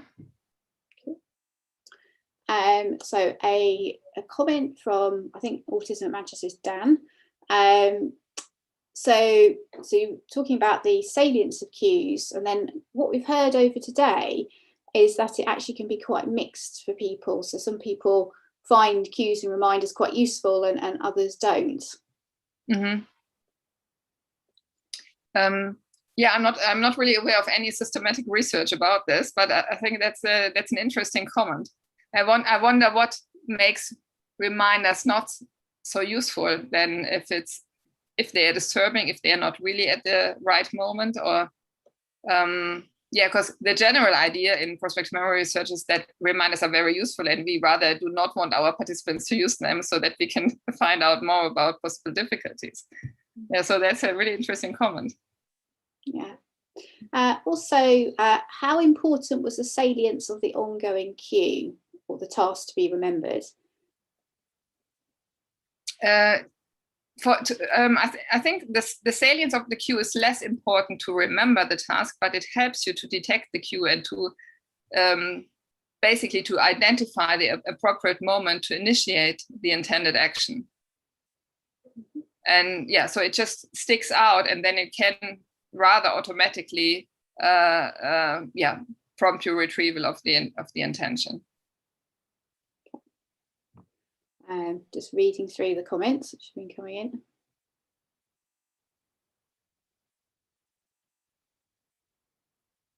So I've got one from Martin. says, very nice talk. What would you say is the role of recalibration when you check the clock in the time-based prospective memory, and how this may affect performance? I'm not sure I entirely understand the question, and so I'm not so sure what's meant with recalibration. That you basically, yeah. So I think, I guess I'm presuming that means, so when you look at a clock, it sort of resets your sort of perception of the time. Mm-hmm. And then you might think, okay, I can try to do a few more ongoing task trials, or I can try to finish a few more tasks, and then I have to actually go and do the prospective memory task. I mean, usually we see an increase in time monitoring when the target times approach. So people monitor more frequently. Time monitoring really increases quite steeply. We have actually never looked at ongoing task performance, because this would be possible to trying to link ongoing task performance to the time monitoring behavior, and whether maybe ongoing task performance decreases when we monitor more frequently. Mm-hmm. So we've only looked at ongoing task costs across the entire clock, but not linked to any specific time interval. But that's it's a good point. It's it's something to look into. Yeah, because I think some of the comments coming in have been saying that often people they will look at the time more, they'll keep looking at the clock or checking the time more. Mm-hmm. And I guess it's understanding, what that actually does, how useful that is. Yeah. Mm-hmm. Mm-hmm. We've got a question from Amanda. Thank you for the talk. I was wondering what your thoughts were on the time-based prospective memory differences you found in the Dresden task, but why these might not have. Oh, now I didn't hear you. For some reason it went on to mute. I don't know. Can you hear me okay, now? good. I thought it was my connection. Yeah, no, it seemed to have gone on to mute for some reason, but I'm back again. So Amanda was wondering what your thoughts on the differences in the prospective memory you found on the Dresden task, but why these might not have been observed in the Williams et al. Driving task. Well, the driving task also found time-based differences. So this is basically the same pattern. Williams just didn't find event-based differences. Yeah. I'm wondering whether she means event-based ones. Well, I think that the driving task is probably also less complex than the breakfast task, because you just work on one task. And I think that the lorry that was the event-based cue in this driving task is also more salient, and it basically appears in the center of your attention. While you're working on this ongoing task, this big lorry appears, and then it's easier to remember that and to initiate the intended action than when you're, for example, walking between kitchen and dining table. And then you hear the click of the kettle, but you are also walking at the same time. I think that's it's less in the center of your attention. Yeah.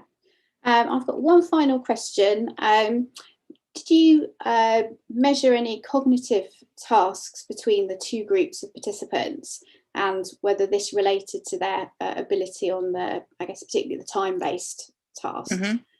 Maybe for the breakfast task, I assume, no? I guess across all of them. That you did.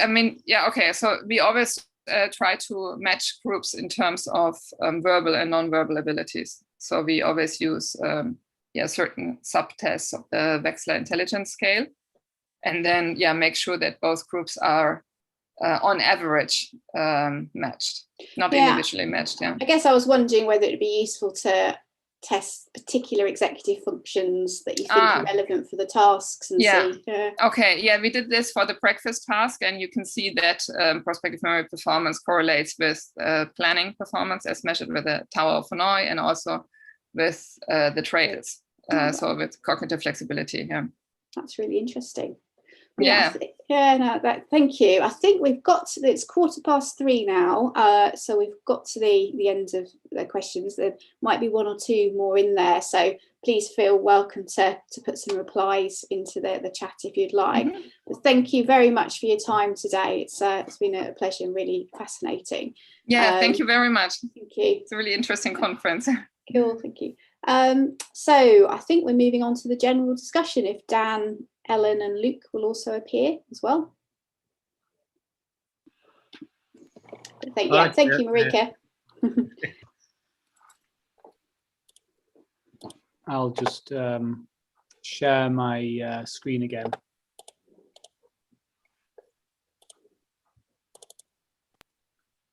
I don't seem to be able to turn my video on again. I'm sorry, I'm going to be a disembodied voice for the Q&A.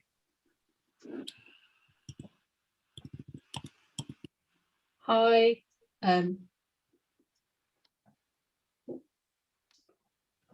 Hi. I think my video's working. So I'm Ellen Polyakov, and I just wanted to say a huge thank you to all of the speakers for today, and for Dan for doing all the organisation, and for all of you for coming along and contributing such interesting points in the questions and chats. So we've been working on trying to add questions and key points onto this board throughout the day, and hopefully we can start to discuss some of these points. There's one question a gentleman has been asking about thinking about how do we integrate autists into society, and I think that might relate to the broader question of what do we do with what we've found out in order to inform practice. So that's something that we can maybe consider a little bit later. I think it might be good to start with discussing the impact of the time issues. So there was some interesting points that really came up about time management, telling the time from clocks. So I don't know if anyone else on the panel would like to pick up on any of the impact of time issues that came up during the day. It seems to be to me that it's very interesting that it's not a universally described problem. I think as we've touched on a few times, and so it's why is this an issue for certain people and certain children and not, but it's not universally observed.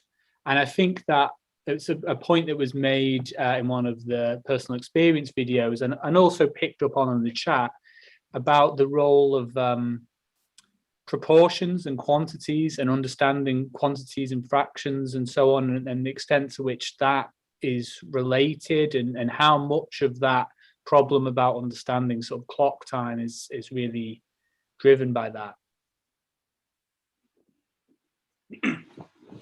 Yeah, related to that as well, I think somebody was asking whether there were any tasks that investigated how well or how badly people estimated task duration, or how they estimated how long it's going to take them to do something.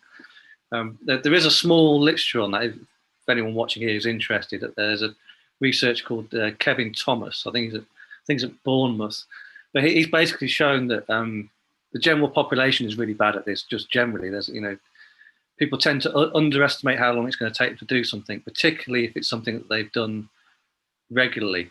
If it's a journey or a task that you've done over and over again, then people tend to underestimate it, or they'll base it on how quickly it took them last time, even though the task isn't exactly the same.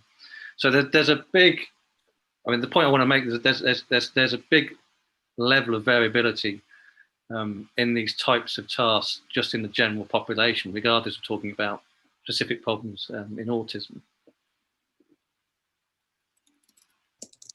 That's really interesting, Luke, and I think that's maps onto I guess we're going to end up jumping between some of the issues because they're all interconnected, but could we train people to learn to judge that better if that's one of the things that is particularly problematic? Although if what you say is true, perhaps it's something that we all need training on.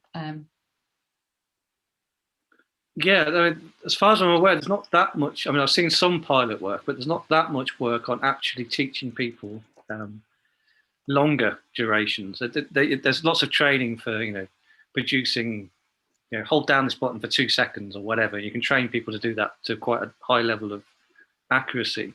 The real problem is, and this is a general problem with time perception, is getting at the kinds of durations that people are using in everyday life. We're normally talking about minutes or hours or days or weeks or months. Or how do you get at this stuff empirically or scientifically? It's very difficult. I mean, some people have suggested in the chat, using phones or texting people at certain times of day, or trying to probe at everyday life. But how you really get at these longer durations is quite tricky. I mean, could you take a young child and actually teach them what 5 minutes is, and would that work? I just want to add an extra point on here as well, which is this is moving away a little bit from training, but just it was mentioned in some of the personal accounts, and so we have also done some work which isn't reported here because it's not ready yet, where we interviewed autistic adults about their time experiences.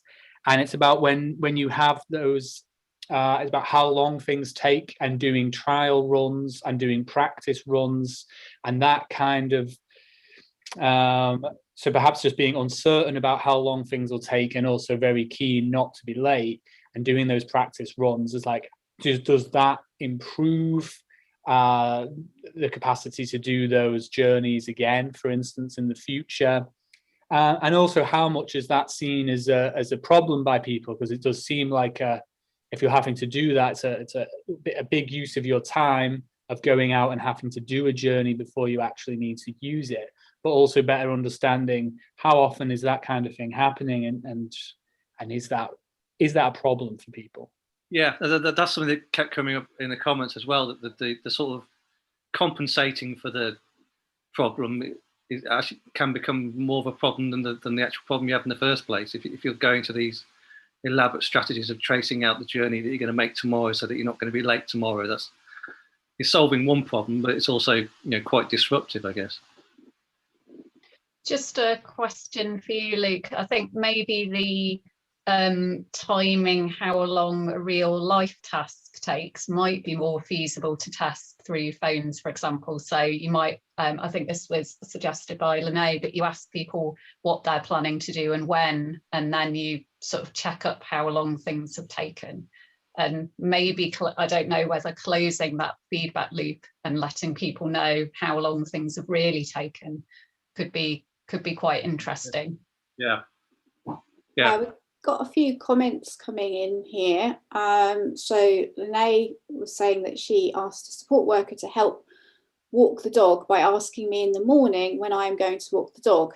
Instead, she would ask me if I would have time to do it, which is not the same at all. So I think that almost moves slightly to how we can help autistic people and work together. That's a definite misunderstanding of what help was needed there. But general comments about that, reading, for personally, me reading these chat comments and then the work that we've done over the project, I'm surprised any of us are able to work out anybody else's time perception at all. We all seem to have incredibly different ways of understanding time, and I certainly can't understand some of the ways that people relate to time mathematically and things like that. I'm just surprised we all managed to somehow get together on time with various things. Yeah, sort of relating to that, so somebody was asking about mental imagery for time. So we've done some work on this where we've got people, members of the general public, to draw their mental image of a day, a week, a month, and a year. and we thought there might be some patterns in what they show, and there are some patterns, but just across the general population, the variability in people's representation of those things is far greater than you might think it is, which no one's really looked at properly, because it's kind of assumed by some psychologists or philosophers that your representation of time and space are actually quite rigid. They're kind of the stage on which everything else is played. So I might imagine that your representation of the world might be very, very different from mine, but the idea that your perception of space and time is radically different from mine, I mean, that's quite a radical suggestion. Mm-hmm. And then I think this also came up in the chat as well. I can't remember the exact term for it, but somebody was saying that they don't have internal mental images, but they're still able to think about time. So how much of that mental, if you ask people to draw their mental representation of time, how much that actually relates to the way they think about time is unknown. I mean, people will draw you a picture of anything if you ask them to. It doesn't actually necessarily mean that that's how their brain thinks about those concepts. So that was a bit of a ramble. There's some comments again. So Alex posed the question about where does boredom fit into all of this? It's hard to do boring stuff and we don't need reminders for fun stuff. But this is countered by other people. So Linnea said, I still need reminders for fun stuff as well. There's also, I suppose, this individual differences might also come back to how to support autists in society. So for example, in the workplace, if someone was trying to adjust to having an autistic person working there, I suppose it's thinking, is there some information that is coming out of this work on time that could be shared with potential employers or with teachers, university staff supporting autistic people? Yeah, definitely. I mean, going back to Dan's work, looking at children with autism, the amount of stress that's being caused, through the idea of the child arriving maybe 5 minutes late for school. I mean, that just seems such an easy accommodation to make if it's actually causing that much stress. It's just, if the same thing is going on around work, then you would have thought that quite small accommodations or understanding could actually make quite a profound difference. I noticed as well, sorry, just linking back into interests again, about potentially with support and learning about durations, particularly at that early age. And there's a comment that Rosalind has made a couple of times about her child learning about time through using cartoons as a way of saying it's the duration of this cartoon. So perhaps that's engaging with interests and using those as a sort of anchor for better understanding, and that teaching about duration. So using interests as a means of engaging with that learning process.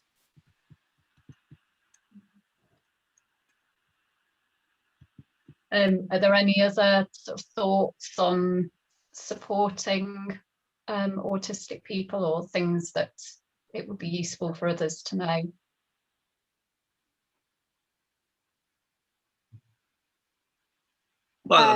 Sorry, there's a comment from Trish here. It would be good for schools and work to understand it's not deliberate or lazy. Mm-hmm. Yes, and I think that's that improving, and perhaps also tying into what Ellen was just asking as well, of improving that profile and understanding what people are struggling with and how they're struggling with it. So that leads to this improved understanding that then can hopefully lead to better accommodation. But I still think we have quite a lot of unanswered questions, and it's by directing further work in that sort of way that we can be in a better position to provide that kind of support and say, these are the best ways that we can support you with these problems. Yeah, I just wonder because again, so the bit on trying to be more understanding. Linnea has commented that actually that could be a problem too, because if you're too understanding and says it's okay if you haven't done this before our meeting, it actually then scuppers the chances that she's going to do it. So I think in some ways, maybe something to come out of this is the variability, and you have to ask each person individually about, you know, what kind of support they need time wise. But it's phrasing it, it's getting that phrasing correct.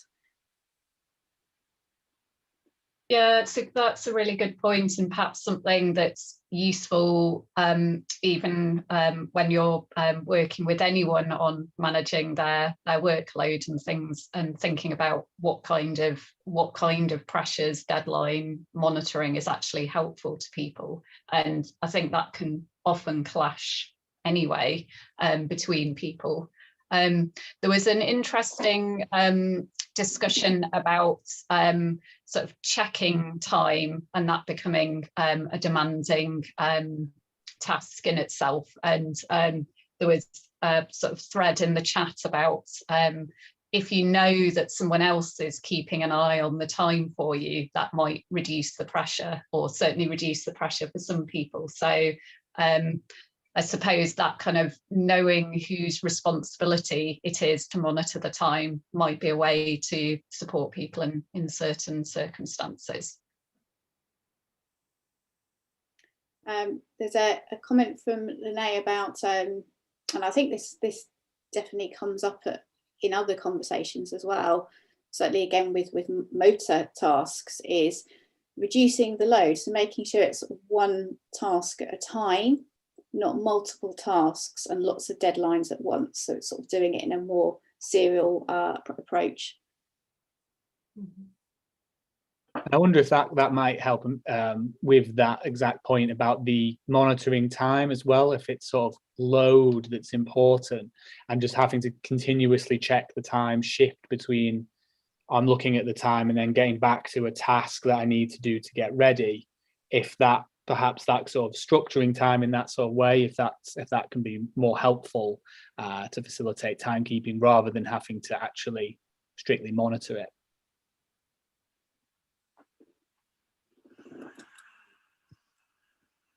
Are there any other comments on that sort of topic? I think it relates a bit back to some chat that was earlier, in that making other people responsible for you doing things on time, or having somebody who's going to help you monitor that time.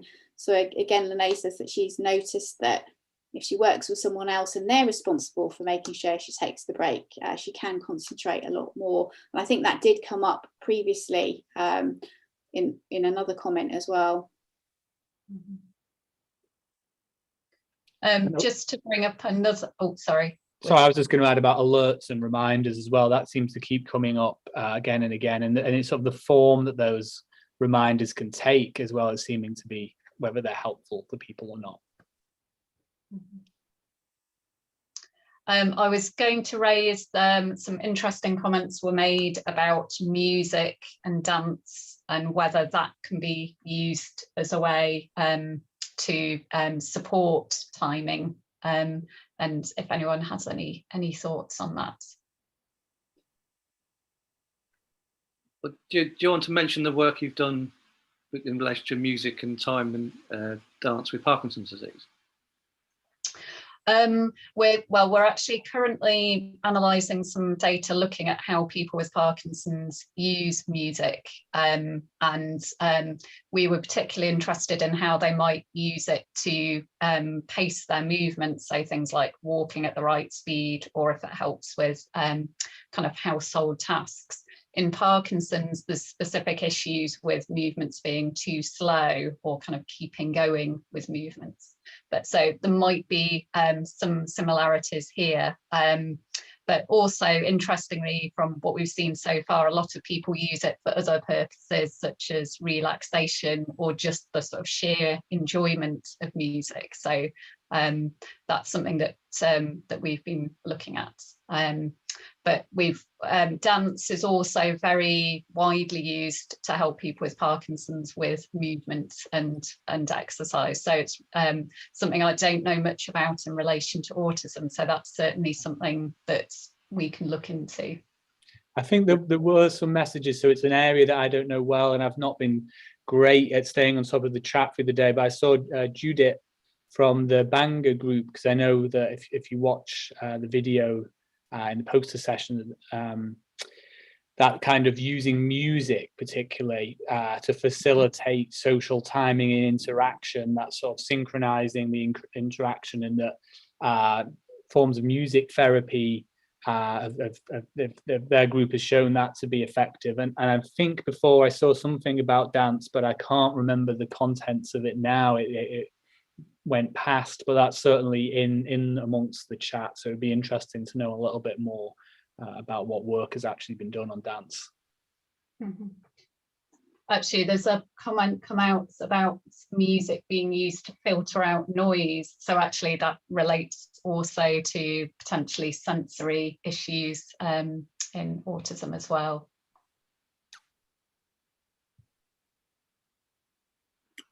There's a so there was a general question earlier about how, so time has no organ, you know, so it's a sense, but vision has eyes, or, you know, listening has ears, but time has no organ. So how does one find out more about it? How does one learn about it?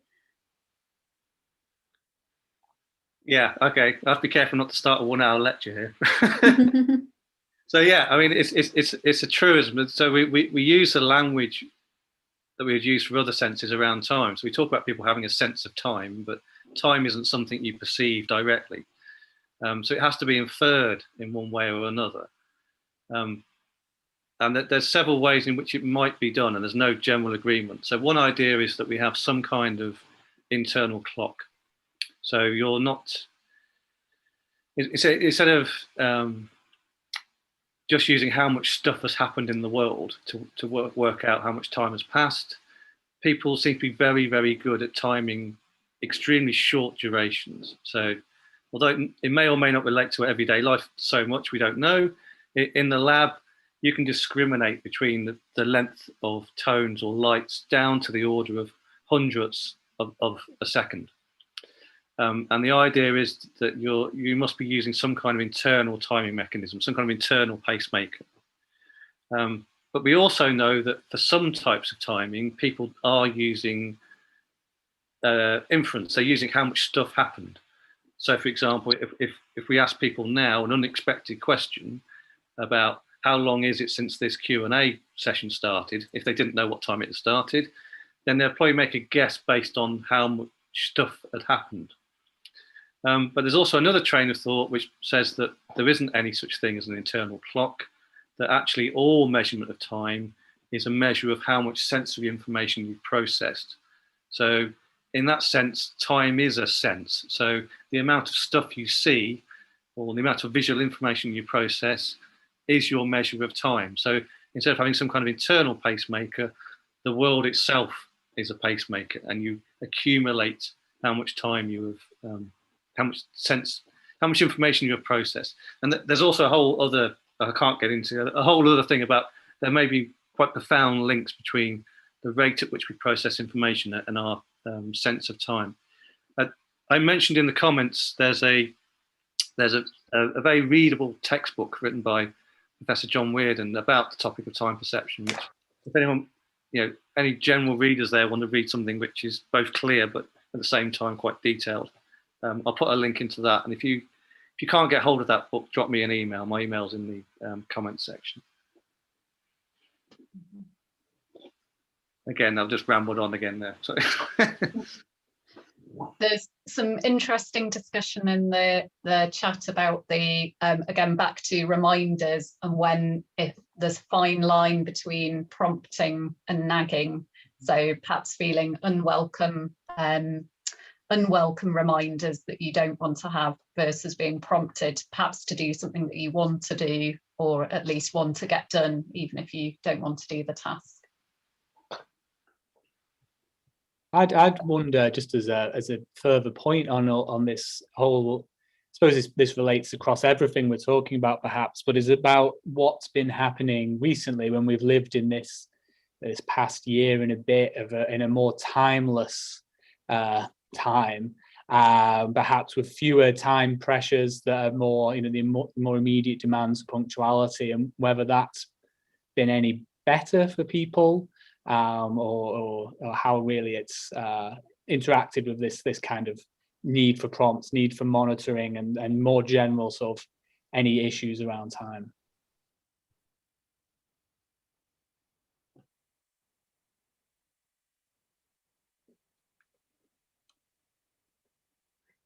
Maybe related to Luke's comments about events and things happening, is that why we've had, or at least one of the reasons that there have been difficulties with time in the last, or during this sort of more virtual lockdown scenario?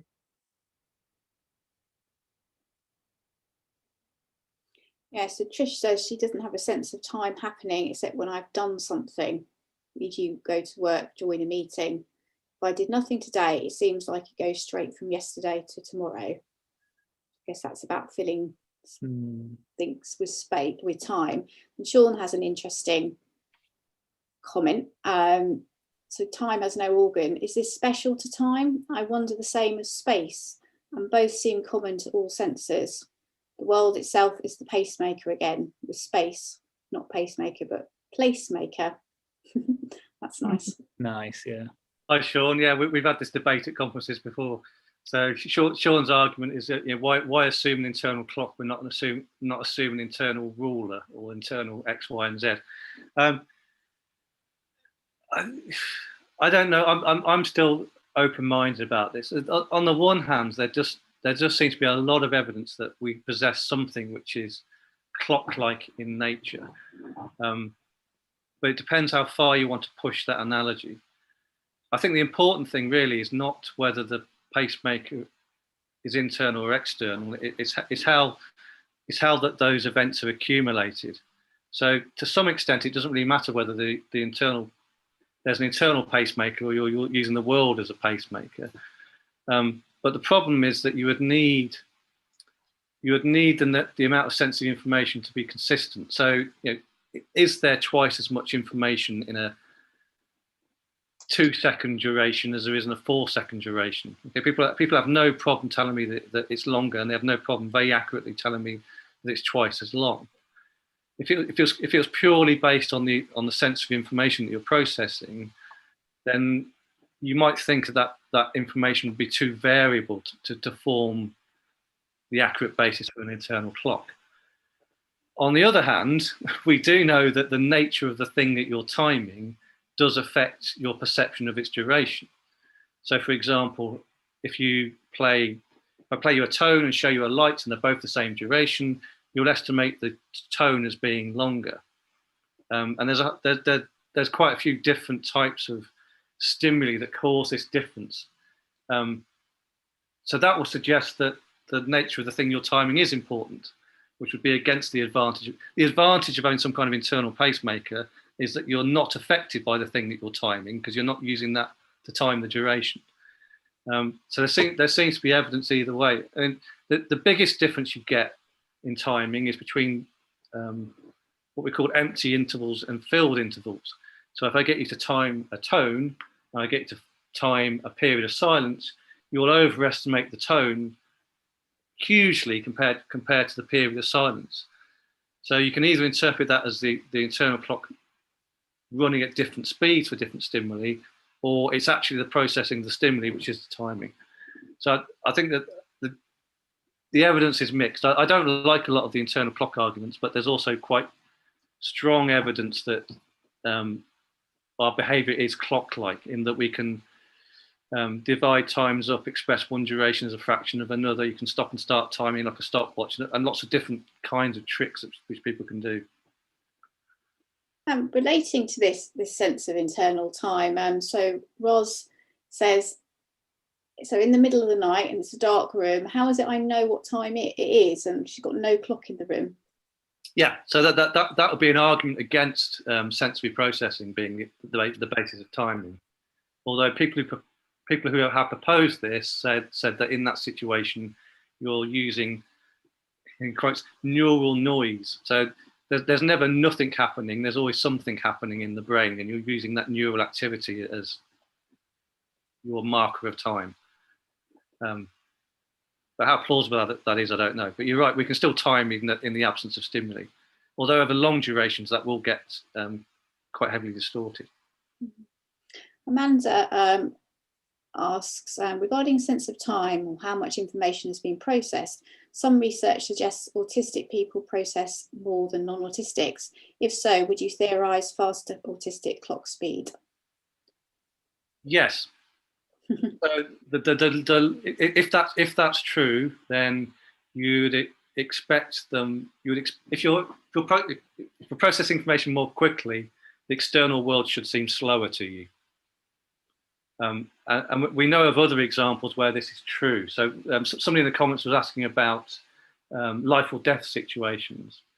So there was so the classic is you're involved in a car crash, and as the car heads towards you, people report it feels as if time slows down.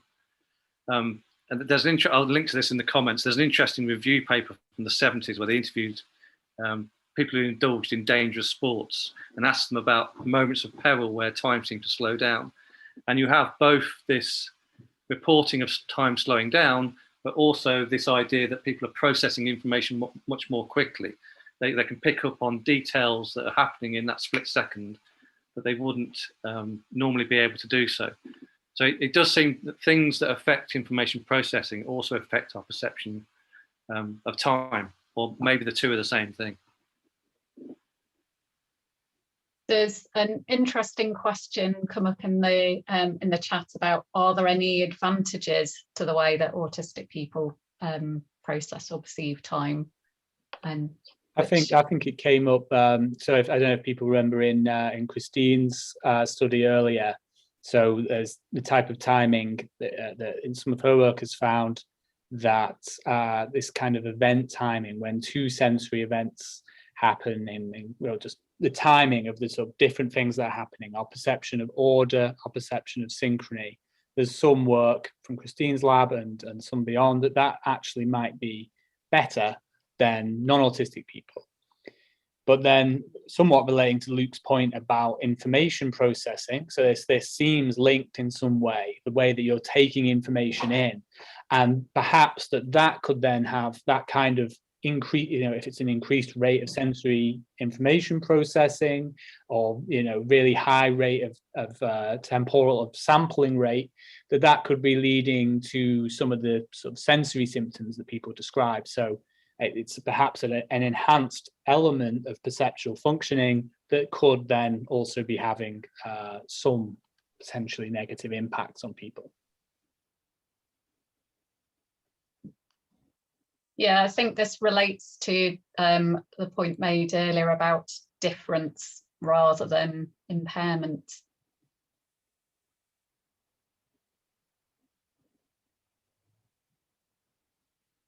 Yeah, that came up in the comments. Predictably, that came up in the comments quite often. I agree with that. I think that where the line is between impairment and difference, I guess, is whether it's having a negative impact on your everyday life. And kind of going back to what we said earlier, and it's been mentioned a few times. Okay, even if we do detect some difference in timing, whether it's better or worse in the lab, does that actually have any impact on quality of life? If it does, then that's of interest. But if it doesn't, then it's just a difference, I guess.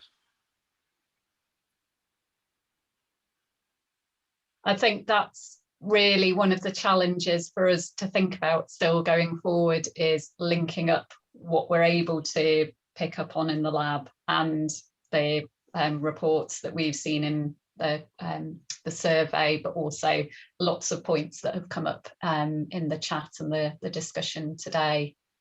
I also think that would vary. So if two people had the same kind of time problem, for one person it might not be an issue because they've got the right support around them, and so it's not seen as an impairment because it's not causing them any problems, whereas for somebody else they might not have that right support, so it becomes a slightly more complicated question as well.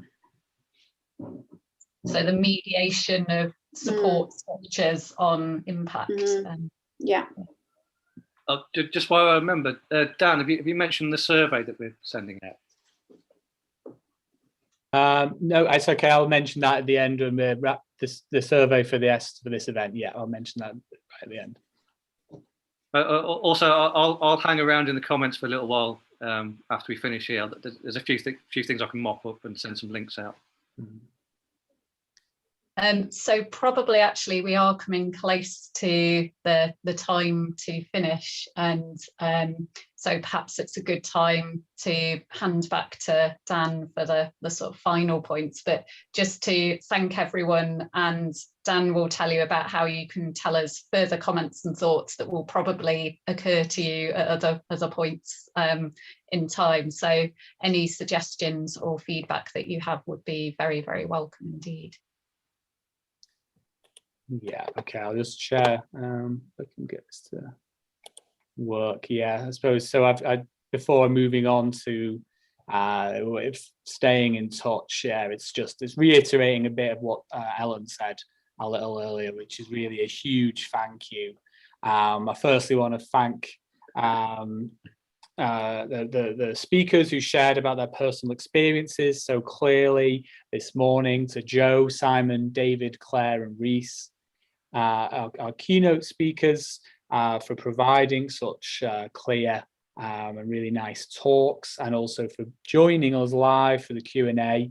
That's Professors Mareike Altgesen and Christine Falter-Wagner.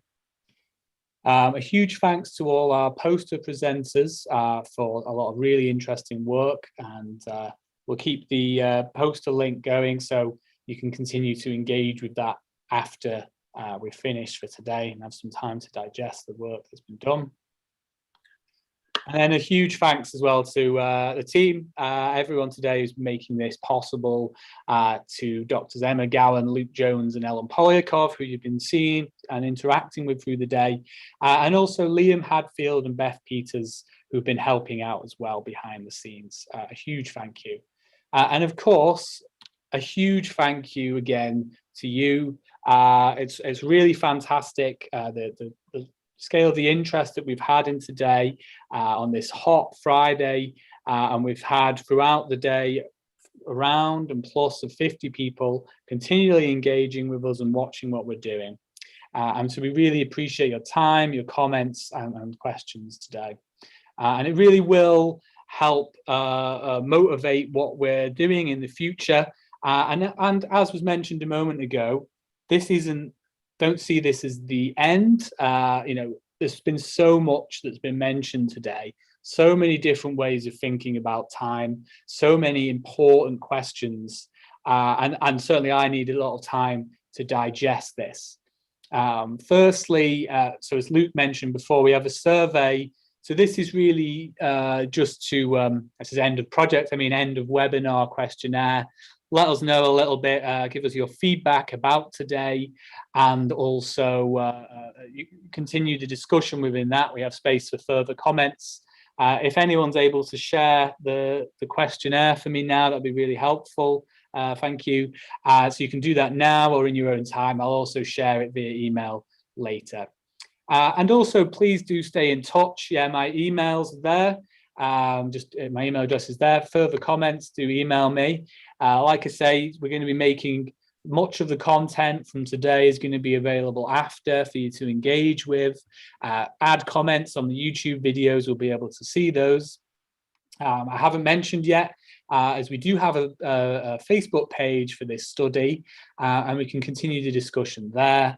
I'll also continue sharing findings from the study and links of interest. And yes, a number of us are on Twitter as well. So let's keep the conversation going, and please do continue to contribute. So thanks again for your time today. I'm just going to leave this up, and as Luke said, we'll keep the stream going just to polish off in the chat for now. Thanks very much, everyone, and enjoy the rest of today and have a nice weekend.